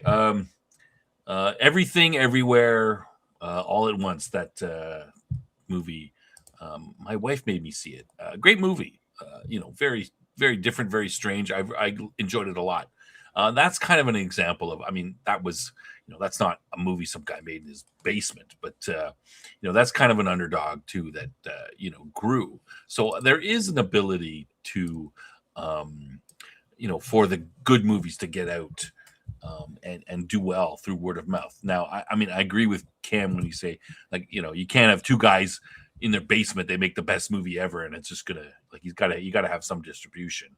But there's a certain level, you can't just make a movie and then even if it's the best movie ever made, it'll get seen because you have no distribution and nothing. But there is a certain level where you have you have a level of distribution, and if it's good, it can rise above, the mass of stuff to become a very popular movie. So yeah, I still think there is a chance. Yeah, what's that? Snob wouldn't watch them if they do come out. I don't know what you're referring to there. Gem and the holograms. I'm not sure. Yeah, so I think that we should have had, if there were some really great movies out there, they should have risen a little up to the top, and we should have heard about them. But I'm Yeah. looking at these 10 movies, and I'm seeing 3 that I'm somewhat interested in, and a couple that I have seen, which I'm like are 5s, and then just kind of disappointed. I was going to do this similar thing with. I mean, we'll talk about. I was going to do something similar like this with TV, TV series. I mean, let's talk about Babylon 5 again. I mean, back in the network TV days, you would have something like Babylon 5. There would be, the networks would have probably at least one science fiction based show coming out every year in September, right? Is that a fair assessment? Sure. Maybe more. And some of them would be crap and they would die, and some would survive. Things like Babylon 5 would survive. The good ones would survive, and there's a ton of littered crappy ones that didn't last barely a season. Mm-hmm. But what do we have today? Like, if you think last year, what, for example, came out from a television series that would be a science fiction related that survived, that people want to watch, or that at least has some sort of following, that it's not completely tiny. Is there anything that you can think of? No, I can't think of anything mainstream at all. So the main one that I thought of was the Aliens Earth. That's the one that came to mind first. So that's based on the Aliens franchise, right? And that was I mean, it's not network television, but I mean, did you watch any of that? No. I started watching it, and I was just like, this is stupid. Who wrote this crap? They sent in a bunch of teenagers in android bodies to fight these aliens and stuff. They're like, what is going on here? It just didn't make any sense. And lots of people watched it.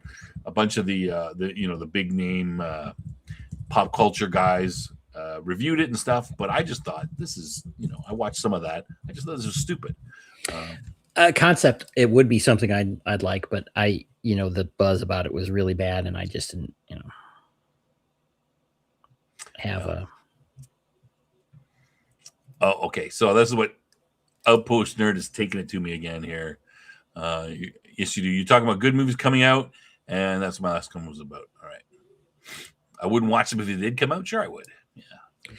In the past, I used to, friends of mine, we used I of course, this is where you are in life too, but we used to seek out movies, and it's like we I couldn't imagine if we had the the the selection we have today, um back then, I would have felt like I was in dreamland, but of course I imagined it, now that we are in dreamland, it gets old and it's like, okay, I don't want to watch it. But I mean, we would watch movie, just the volume of movies I watch. How often do I have time to sit down and watch a movie? Not that often. So maybe, so getting season. So Aliens Earth is getting season 2. There was Andor. That's a good point. I haven't seen season 2 yet. Was that Andor 2025?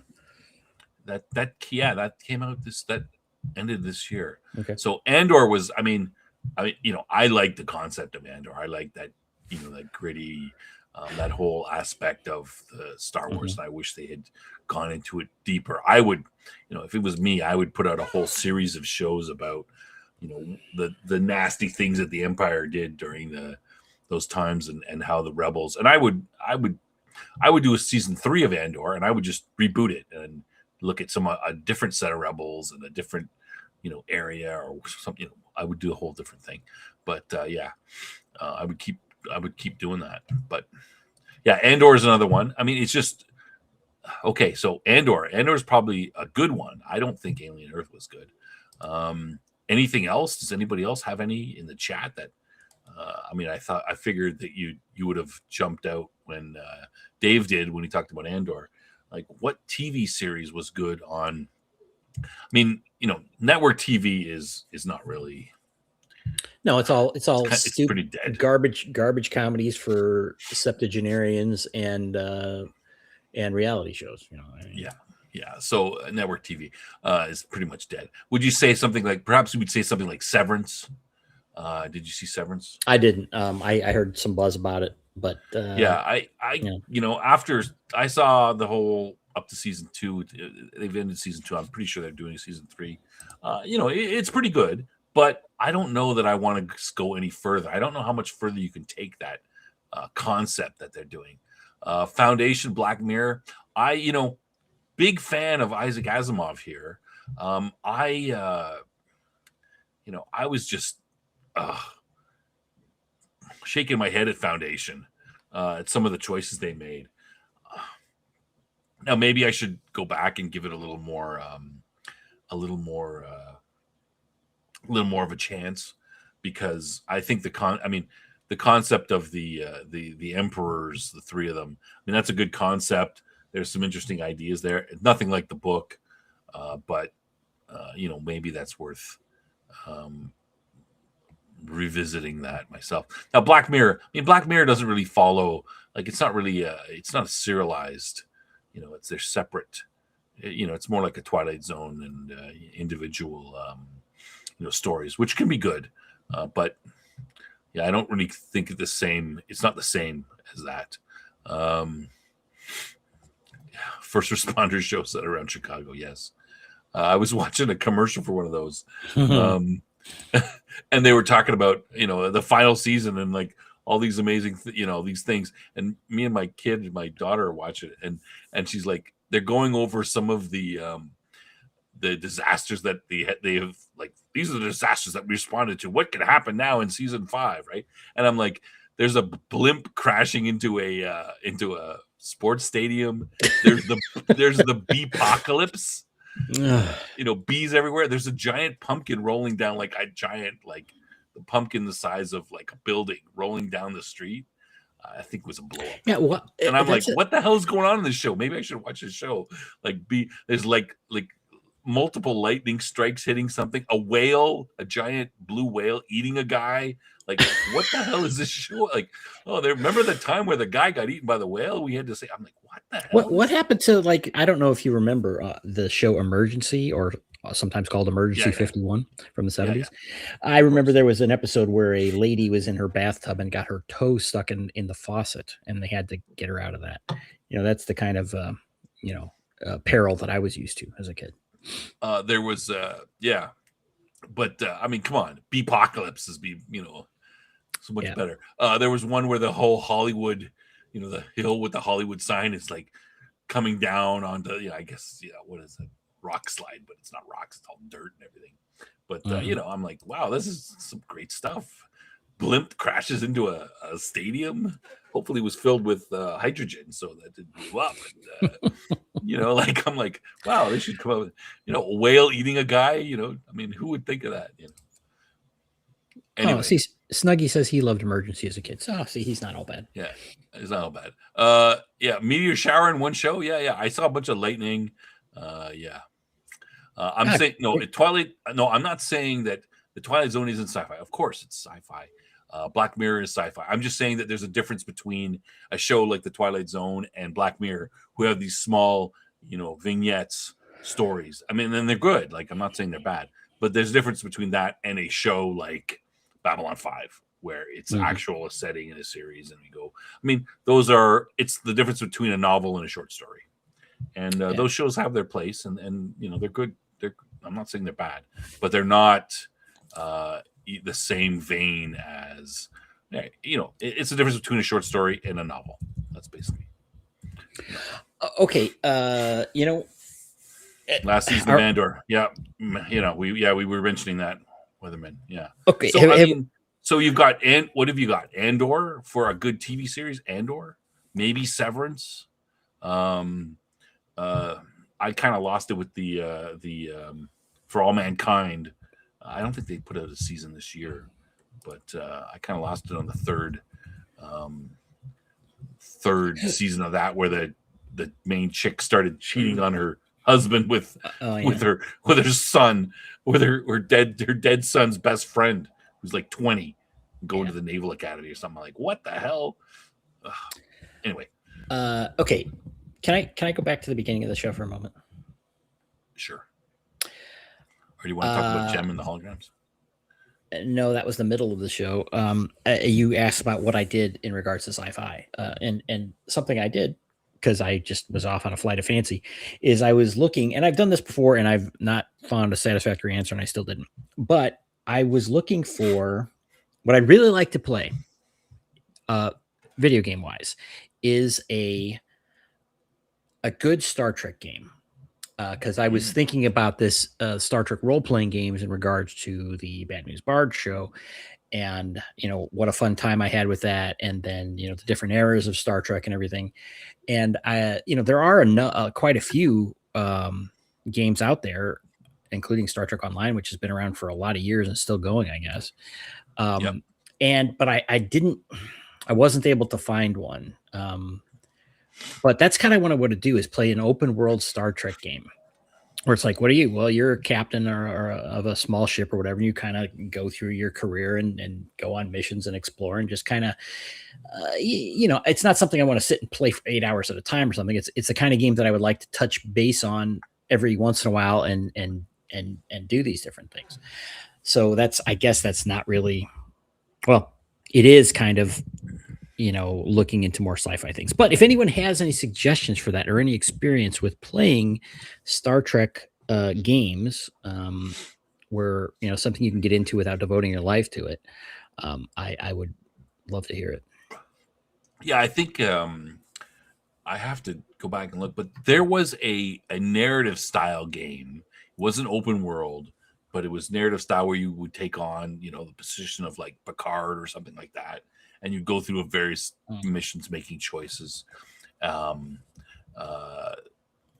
kind of thing. So, I mean, they have built those type of games. Now, the one I'm thinking of, I can't remember the name of it. And I'm pretty sure it was either, sort of the late 90s or early 2000s, like it's 20 plus years old. So there might be, you might be like, oh, this is, the technology is too far behind, or the story might be too much on rails for people to think that way. But yeah, I mean, it's tough with video games. It's like Outpost Nerd says, it's a lot of, you get grinding and it becomes a big time sink, and you're like, ugh. But there are some there, Cam, but I don't know if, it might be, like I said, they might be too old to be of interest. You're like, oh, this is, not what you'd expect from a modern game. But yeah, they did try to make that kind of thing. But I don't know how successful it was. I didn't play them myself, but I did see, reviews and ads and stuff and gameplay for it. But yeah. Post Nerd says to play it. That was Star Trek Online. I mean, that would be it got old fast. Okay. I mean, that would probably be the most,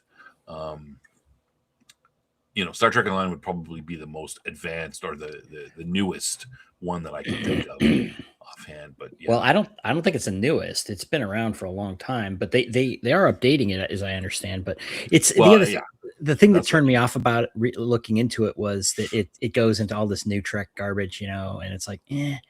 Oh, really? Yeah. I mean, again, you could do all these things in a role-playing game, but trying to get somebody to play that consistently would be a big problem. But it's like, there's different eras, and I'm sorry if I'm just veering into Star Trek, but hey, I do what I want. Yeah, you're pulling a Jason. Yeah, but this is an open kind of show, and we've beaten the other topic to death. There's certain eras in Star Trek that I think are really cool to explore. One of them being, pre-Federation, where Enterprise was supposed to come into play. And also, I'd like to point out, this is a sci-fi show, and Star Trek is sci-fi. But you can talk about it. It's fine. Okay. And another one is that has been tickling my fancy lately is the era between the original series and Next Generation. So take between Star Trek Generations, where the Enterprise B was, just launching, and, prior to the Enterprise D, so you've got this period of, 70 years or something. And that's Enterprise kind of C. Right. Enterprise B and C are in there. And, it's a time when there was a lot of expansion and everything, and they didn't do a ton in that era. And but again, that's also like when Sulu was the captain of the Excelsior. He had been the captain for a while, but he still had years left in him, right, where he would be doing that. And that's the anthology show Jason talks about a lot, but which I talked about 20 some years ago. It would have been great for that, and so that's the kind of thing that you were asking about. Okay, TV shows. So there's a method to my madness here. That's the show I want to see. I want to see a Star Trek anthology show done right, true to the old Next Generation and original series eras and between, and what, there's just so much potential there, and that's what I'd like to see. It's not quite just nostalgia, because it's not just rehashing and watching things I've already seen. It's new stuff, but it's in the zone that I want to see. Similarly to, you were talking about Andor. That's exactly the era that I want to see in Star Wars. I've always wanted to see a TV show that's about the rebellion era, that's not following Luke. Some people are very much, it's like, no, it's not Skywalker saga, so I don't give a crap. It's like, not that's for fine. Me. I'm totally fine with not doing that, without stepping on that stuff either. I don't want to get rid of it, but it's a huge galaxy to tell stuff in, and again, that's Jedis are rare. They're not right. Well, especially not everywhere. I mean, especially in this era. Even at the time of the prequels, they were rare. I mean, it's not like there were millions of them. I mean, there were thousands of them, but a couple thousand in the galaxy is huge. Right. And so, that's the kind of thing, maybe it's my age or whatever, where I do like the nostalgia things, or it's just my personal preference for things, is I like to see, like I mentioned about the lore, I like to see things expanded and, dug into, and I'm just not getting it, and if they do it, usually sucks, it's all about writing, like, I mean, I totally agree with that. I would like to see an era. I mean, maybe if it was me and I wrote an Andor style series, I mean, I would maybe have a Jedi show up. Well, no, I wouldn't have them then because there's no Jedi really; they're all dead. But like No, they're not all dead by that time necessarily. most They're of them are dead. scattered. There's a couple. They're mostly dead. But remember in arguably the Phantom Menace, the Jedi might be at the height of their power, right? No, I think they're past peak at that point. Yeah, okay. They're. I mean, depending on different eras, you could go. Yeah, back. yeah, sure. But they are. I mean, they're at the peak because they're going to be dead soon. But at the beginning of the Phantom Menace, it starts off. They're like, "Oh, the negotiators arrived. Oh, they're Jedi. Oh, well, what are we going to do? They're Jedi." Right. Like they were surprised that they're Jedi, which I think is proper, right? Mm-hmm. It's not right. It's not like, oh yeah, there's Jedi walking all over. No, yeah, only exactly. Certain, right? That's how they should be portrayed.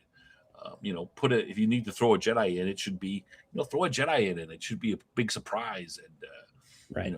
Well, yeah, I'll post nerd mentions here 10,000 Jedi at the start of the Clone Wars. Yeah, and of course they lost a lot through the Clone Wars. But again, you're imagining it in a galaxy, right? This isn't like on Earth or something where 10K. It's like 10K. There's billions of people. That's still small, but I mean this is in a galaxy, so they are very rare. Trillions or more, perhaps. Right.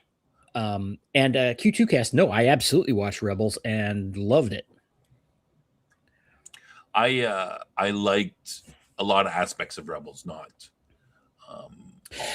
I was disappointed that they decided to go into that they needed to put a Jedi in there or needed to have multiple Jedi, Ezra and Kanan. It's like fine, I kind of like the way they did that, but it's like, oh, Ezra's force sensitive too. It's like, really, you just happen to have two, and it was fine. I didn't dislike the stories or anything, but I didn't think they needed it. It's like they get married to this whole thing that, oh, it's Star Wars, so you got to have Jedis. It's like, no, expand your scope a little bit. I'm not. I mean, I don't mind having Jedis. That's what people like, but you can do things successfully, and I think Andor is a great example. You show the gritty side. Andor is more of a a World War II spy movie, or the rebels in France against the Nazis type of thing, right? Like that's more. But those can be very those are in lots of intrigue, lots of double dealings and stuff. It's a different kind of story. I've said this from the beginning that Star Wars, if it's smart, would be doing 3 types of properties. Yeah. They do a kids one, which would be like not Rebels, but what was the other one? It started with R. That was it came after Rebels. It was very similar. You're talking about animated. Oh God, what was that called? I'll find it. But the one that was set Star Wars Rebellion or Revolution or something like that. Anyway, I can't remember, but there was some. There'd be some. I would do an aspect for one for the kids, and then I would do a general ones, which would be your big tentpole, which would be like the movies, right? That's what Star Wars is. It's a general audience thing. It's for kids and for adults. Adults can watch it and go, yeah, this is a reasonably good movie. And then you might have your sort of a niche, older one for adults only, which would be like an Andor, because that's not really kid friendly. But there are a significant portion of Star Wars fans who are in their 40s and 50s who don't want to see a kiddie movie. Yeah, Star Wars Resistance. That's it. Yeah, thanks, Dave. Exactly. My biggest complaint with Rebels and the Clone Wars, animated Clone Wars, was that some of the episodes were too juvenile for an adult to watch. Like I'm just like, oh, okay, come on, this is really like of Clone Wars. Yeah, some of the Clone Wars, especially the early ones. Some of the early Clone Wars were just really a bit foolish, but they kind of got away from that.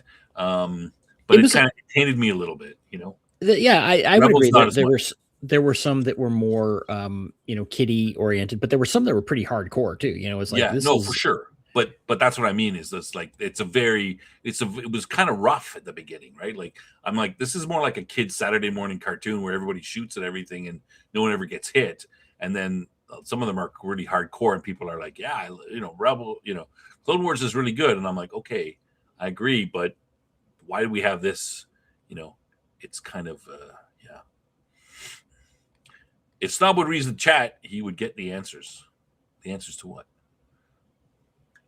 I think he was talking about Resistance. Yeah, Resistance. Yeah, I got it. Yeah, Dave was right. Resistance. Han even said that when Luke claimed to be Jedi in Episode 6, he was slipping for delusions of grandeur. Yeah. I'm assuming. I gotta read the chat more. Q2 Cast is asking about the which Clone Wars series. I assume you're talking about the second longer series. The second longer series? Yeah, the 3D animation one. The 7 seasons of. Yes, because there was a first Clone Wars series. It was 2D animation. Oh yeah, that's right. Yeah, those are very short. Yeah, I'm talking about the 3D. Yeah. Yeah, I think the first Clone Wars, I saw that. It's been a long time. I think it's pretty good for a miniseries. Yeah, I kind of liked it too. And I like that animation style too. I like that 2D animation style myself. Yeah.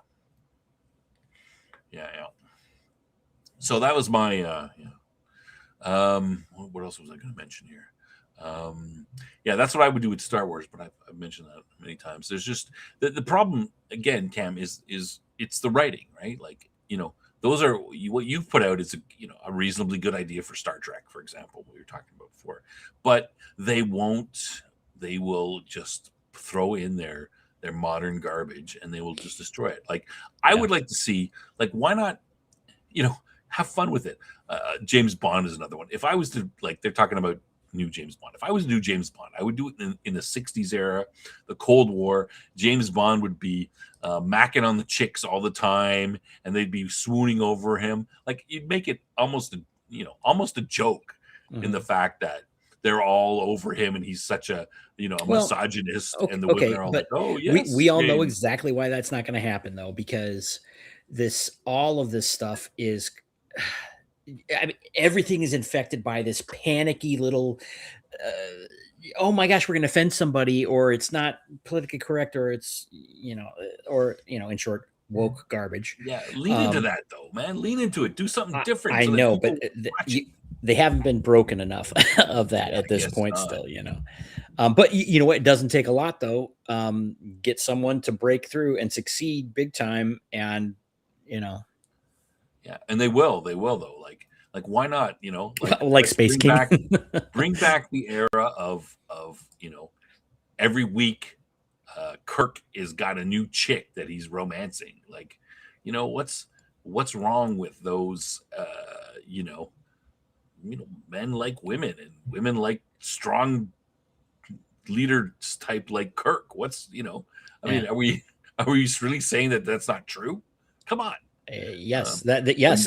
People, weirdos have tried to convince the world that the way the world isn't the way the world is, and have threatened them literally with their livelihoods and everything else in society to refuse to acknowledge reality. Yes, absolutely. But everything that all the other stuff that you do when you follow those rules fails.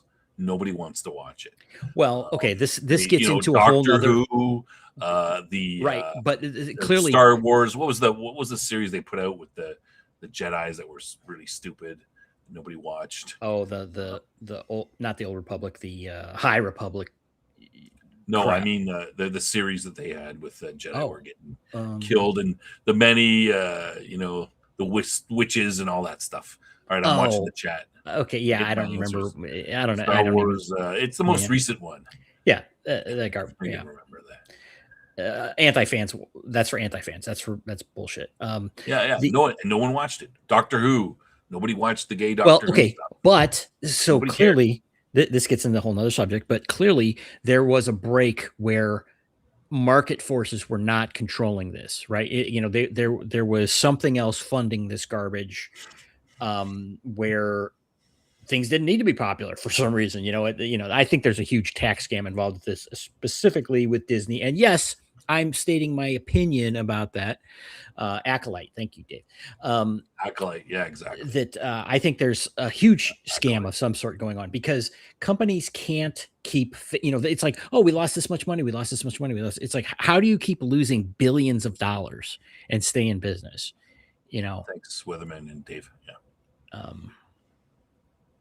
Anyway, Outpost Nerd mentioned about having a friend 3D print Captain Rex's blasters. He was dual wielders. He used ion blasters, as I recall. Flash Glitz, Makers of Space Kings, now available on Tubi season 1. Is running Really? without Space King yet. So look, I mean, and there's my perfect example. Look, you know how much we love Space King. Like that Space King is completely out of. I mean, they are breaking all the quote rules that have come out that are supposed to, and they're making bank. I mean, people love it, and it's good. It's funny. It's it takes the piss out of themselves and Warhammer and everything. I mean, they take the piss out of themselves too. It's not like they're, hate monger and So I mean, you can. It's proof that it works, and it makes it good. And it's just so rare. Like, why not? Why not try something different? I mean, I do agree with you though, Cammy. There's got to be some sort of something that's going on because they spent the last 10 years putting out crap that nobody wants. I would say since about 2015 ish. And they have years worth of, like, it takes 3 years ish to make a movie. You could say that, okay, this system isn't working, let's change it, right? And it would maybe sometimes take up to 3 years for that to come into the system and go, okay, we're not making this crap anymore. Now, if it was me, I'd be like, people, CEOs will cancel a project if it's not working. That's done. But they went 10 years and they knew it wasn't working, and they would just put out more and more of it, and it would just get worse and worse, and there'd be less and less people watching it. More and more people like us, or just general people, complaining and saying it's crap, or voting with their wallets and not watching or buying it. But they would still put it out. I mean, what the heck? Like, I don't understand it. Yeah. Get a lot of money from the UK. Yes. Yes. As I mentioned, tax scam. Jason thinks it's not possible. What's not possible? That they can scam them the way, because what this is, the UK basically gives you a rebate of sorts when you spend this money. Well, long story short, and again, this is all my opinion. So shut up, Disney. But they have so much. We're doing this computer work or whatever, and we're paying some subsidiary of ourselves for X, Y, or Z. You could put any number you want down for that, right? You know what I'm saying? And when you get paid based on the amount of money you spend, now I think Jason's point is, these are going to some sort of places in the UK, and so I don't think it's all that easy. But go back to what's possible when you're claiming you're losing billions of dollars or whatever on these movies, or maybe they're obscuring losing those things, but people look into it and it's like, it costs this much, and so you can't actually be losing that much money, at some point, it's not sustainable. Right, for 5, 6, 7 years, where movie years after movie is just losing money. It's like look at Marvel. Since 2019 is when Endgame came out. Since then, what have they put out that's any good? Yeah, exactly. Well, Deadpool and Wolverine, maybe that's it. And that's so not really Marvel. My theory is their entire revenue is coming from these tax breaks, or whatever tax refunds, whatever you want to call it. That is their profit. Which means it's coming from the taxpayers. well, I guess wherever, not us. It's not U.S. This is Well, UK if it's thing the UK, specifically, is it? but there's all kinds of, please don't, I don't buy that a mega corporation doesn't have all variety of accounting tricks to do whatever they want. Most You know, certainly they do. Yes. and the systems are set up to allow for that, right? The little guy gets screwed. The massive corporation that can, have all these tax attorneys and things knows how to play the game because they probably were the ones that wrote the laws in the first place. I mean, Yeah. not to get into that whole subject, but Well, I mean, they, I agree. The thing is that they have to make money. Like they cannot not make money. well, okay, Like they have, they have shareholders, and these people expect, I don't buy Disney stock because I like Mickey Mouse. okay, Right? but I want my but that money. okay, this is getting the whole other subject though, but all of this is manipulated, right? Look, we just make trillions of dollars. So somebody just types in a ledger and there's trillions of dollars that just suddenly exist. It's like this is all on paper. We're way past the days where a company's value is based on things like success or assets. You know what I'm saying? This is all funny money crap going on here. And when you have that system where you can just essentially invent money and you have some big Print it. some I better not say this one or I'll end up, waking up in a different dimension. Um, these big financial entities that just like, oh yeah, sure, we'll back you for that. Oh, you need this much money? Sure. Well, where'd they get that money? From a a keyboard somewhere, right? I mean, none of this stuff is real. Um, but that's the kind of my point of bringing any of that up is that that's how you get away with making garbage and not profiting in a legitimate way. And still not filing for bankruptcy. Right. Exactly. This is all fake. All of There's this got to is be fake. something going on. Right.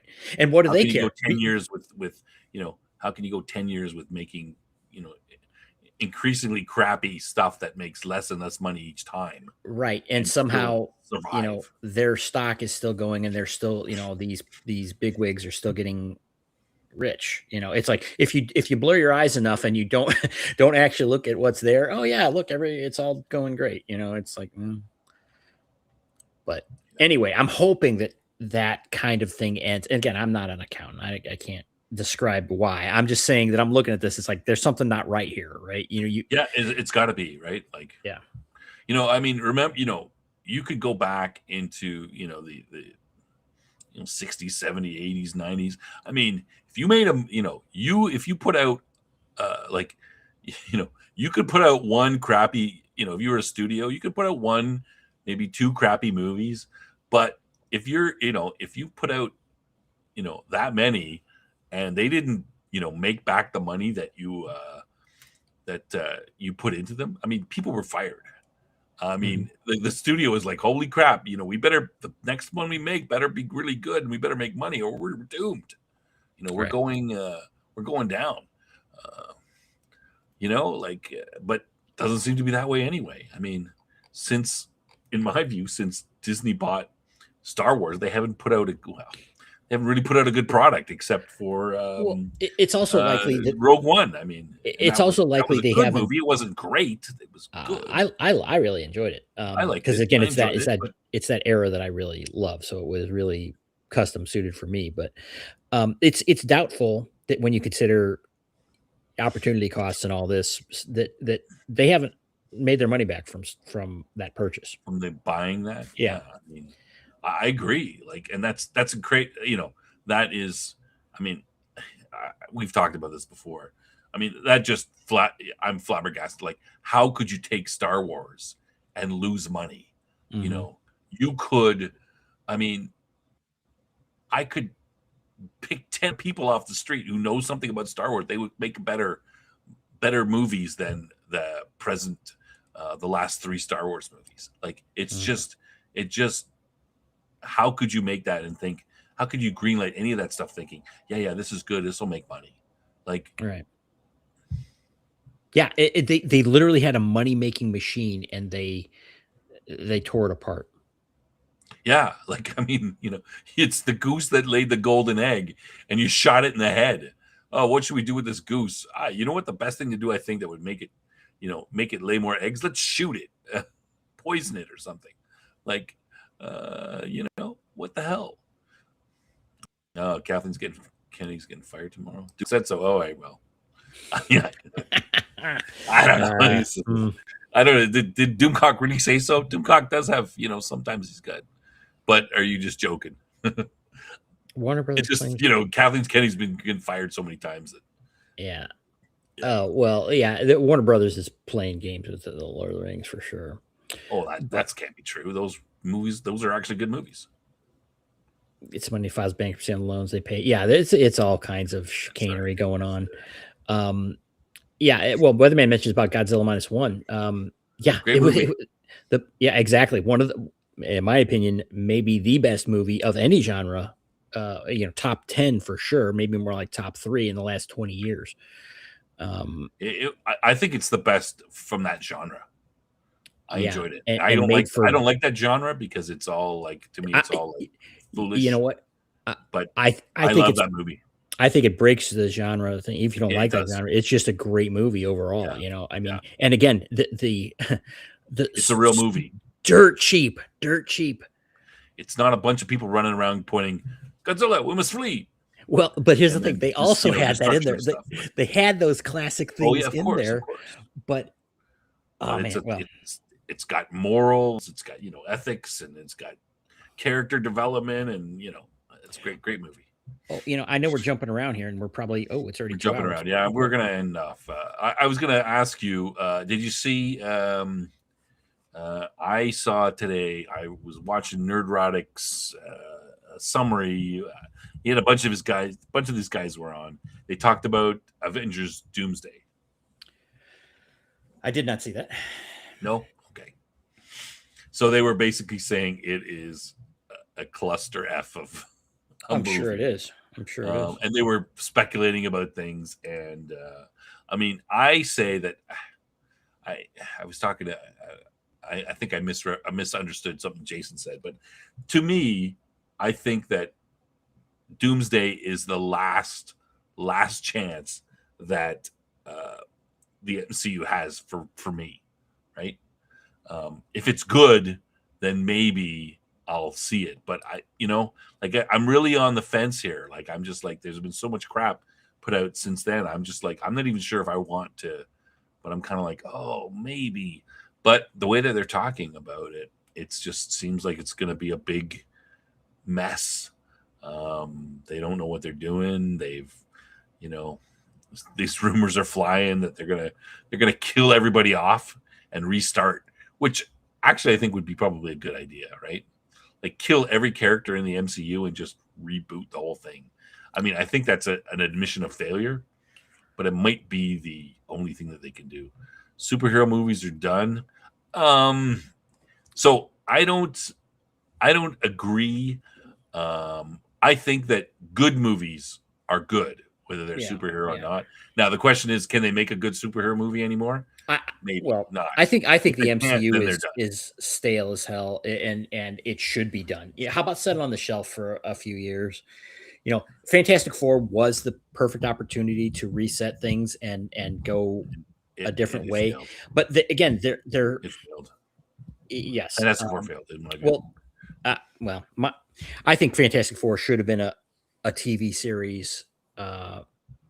Again, I thought about this. I had what I thought was a cool idea for Fantastic Four, some years back, which would have been a TV series set in the 60s, and then being like an alternate history kind of thing where, basically it's a little bit like Watchmen. I don't know if you ever read Watchmen, but the fact that Dr. Manhattan exists changed history, right?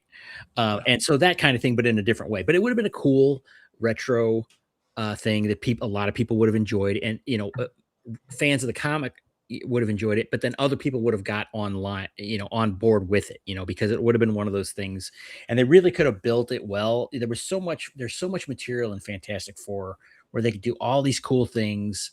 Yeah. And they just completely blew it. I mean, just, ugh. I was never a big fan of the Fantastic Four back in the day. Mm. But I could see how it could be great. These weird extra dimensional stuff all the exactly. time. Very interesting stories.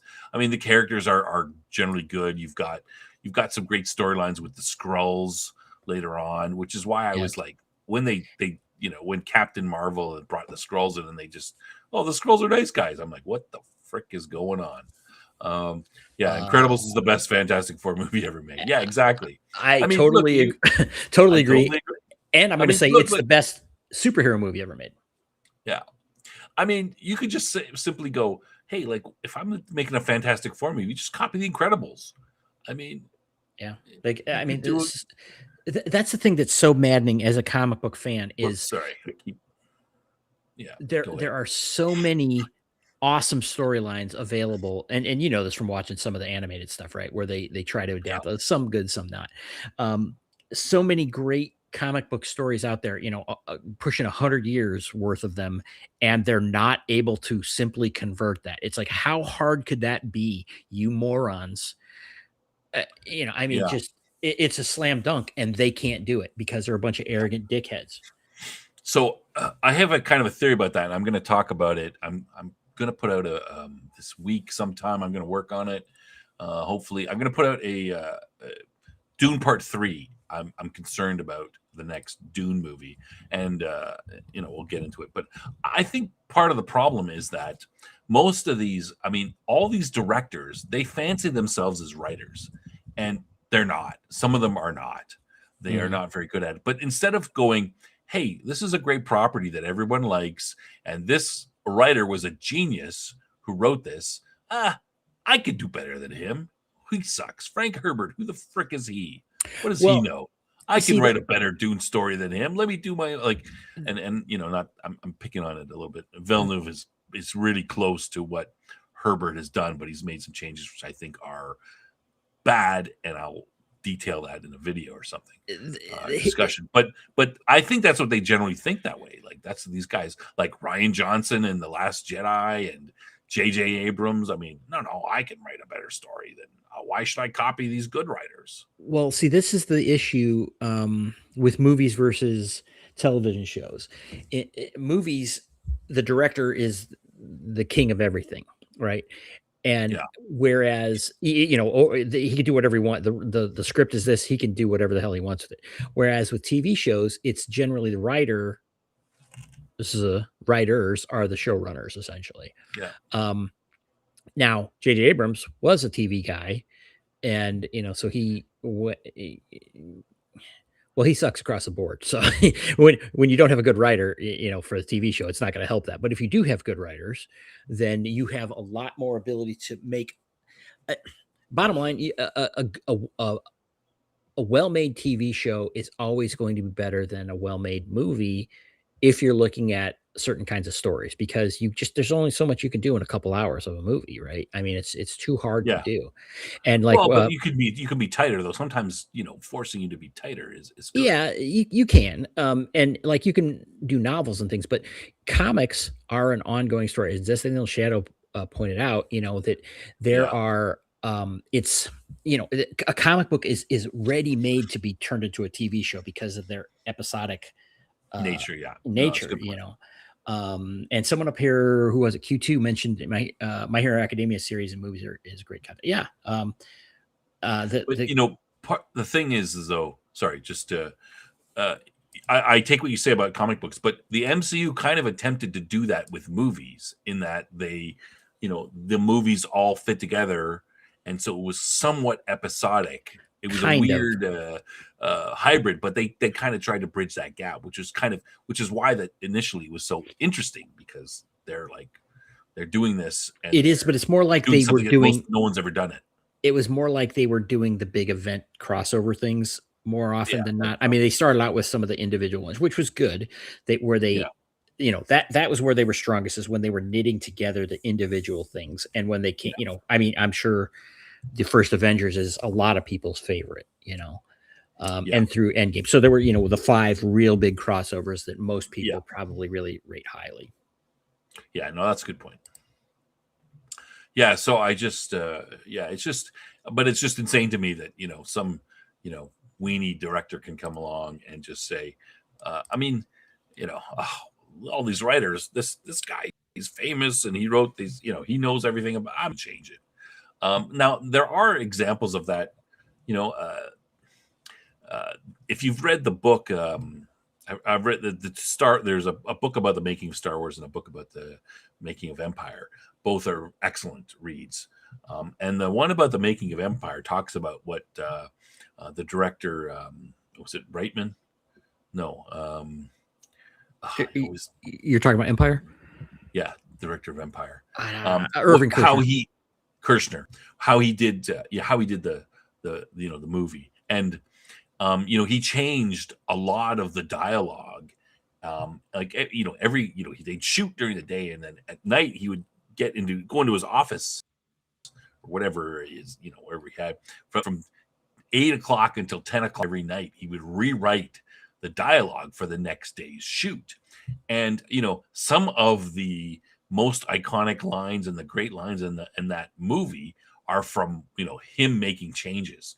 So that's an example of a guy who actually, maybe he's not a great writer, I don't know, but he is smart enough to take what the writer has given him and make it better. Well, while I think some of these guys are just like the Abrams and the Ryan Johnsons. They're just like, writers, what the fuck do they know? Throw away their crap. I'm going to do whatever I want. So I mean, Kirshner's a great example of a guy who he knows what he's doing. Maybe he's humble enough to not to have this big ego and say I can write anything better. But that movie would not be as good as it was, in my opinion, the best Star Wars movie, if it wasn't for him directing it and the changes that he made. Yeah.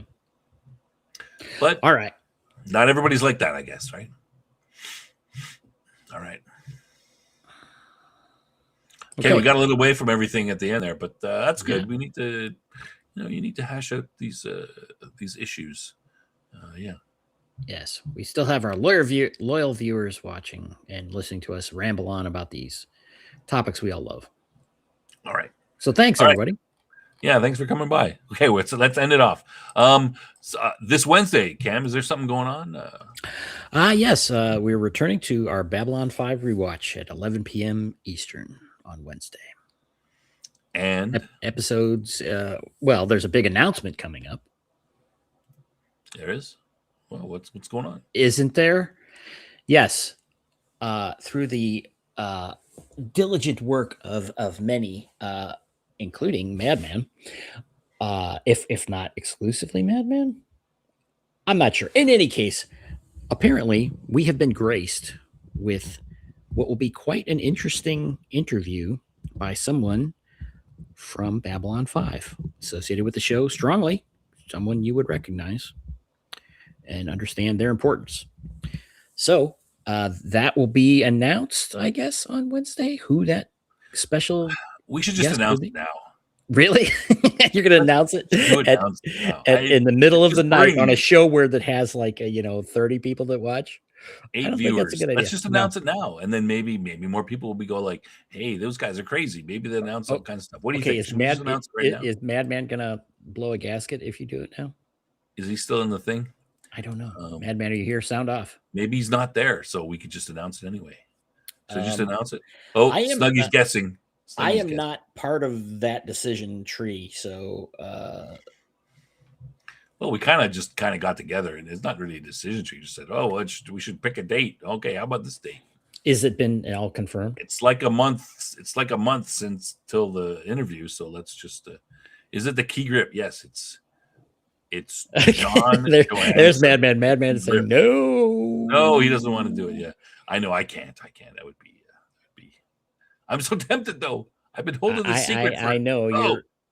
I know. It's like having to go pee and just. But it's like 2-3 days. Yeah, I think you could wait. You can just wait a little bit longer. Mm-hmm. All right. So we're going to be doing. And I'd also triple check that episode confirmation. 4. Make sure that's all going to actually happen, because wow, we'd look really stupid if. Wouldn't be the first time. Okay. So we're going to be doing episode 4, passing through Gethsemane. I always Yes. pronounce that name wrong. All right. Yeah, that's the episode, and we're gonna announce who. Do we announce at the beginning of the show or the end? Yes. Jeanette doesn't even know. All right, good. Well, I didn't tell my wife. It's JMS's assistant's cousin's babysitter. Ooh, yeah. They might know stuff. Mm-hmm. They might know stuff.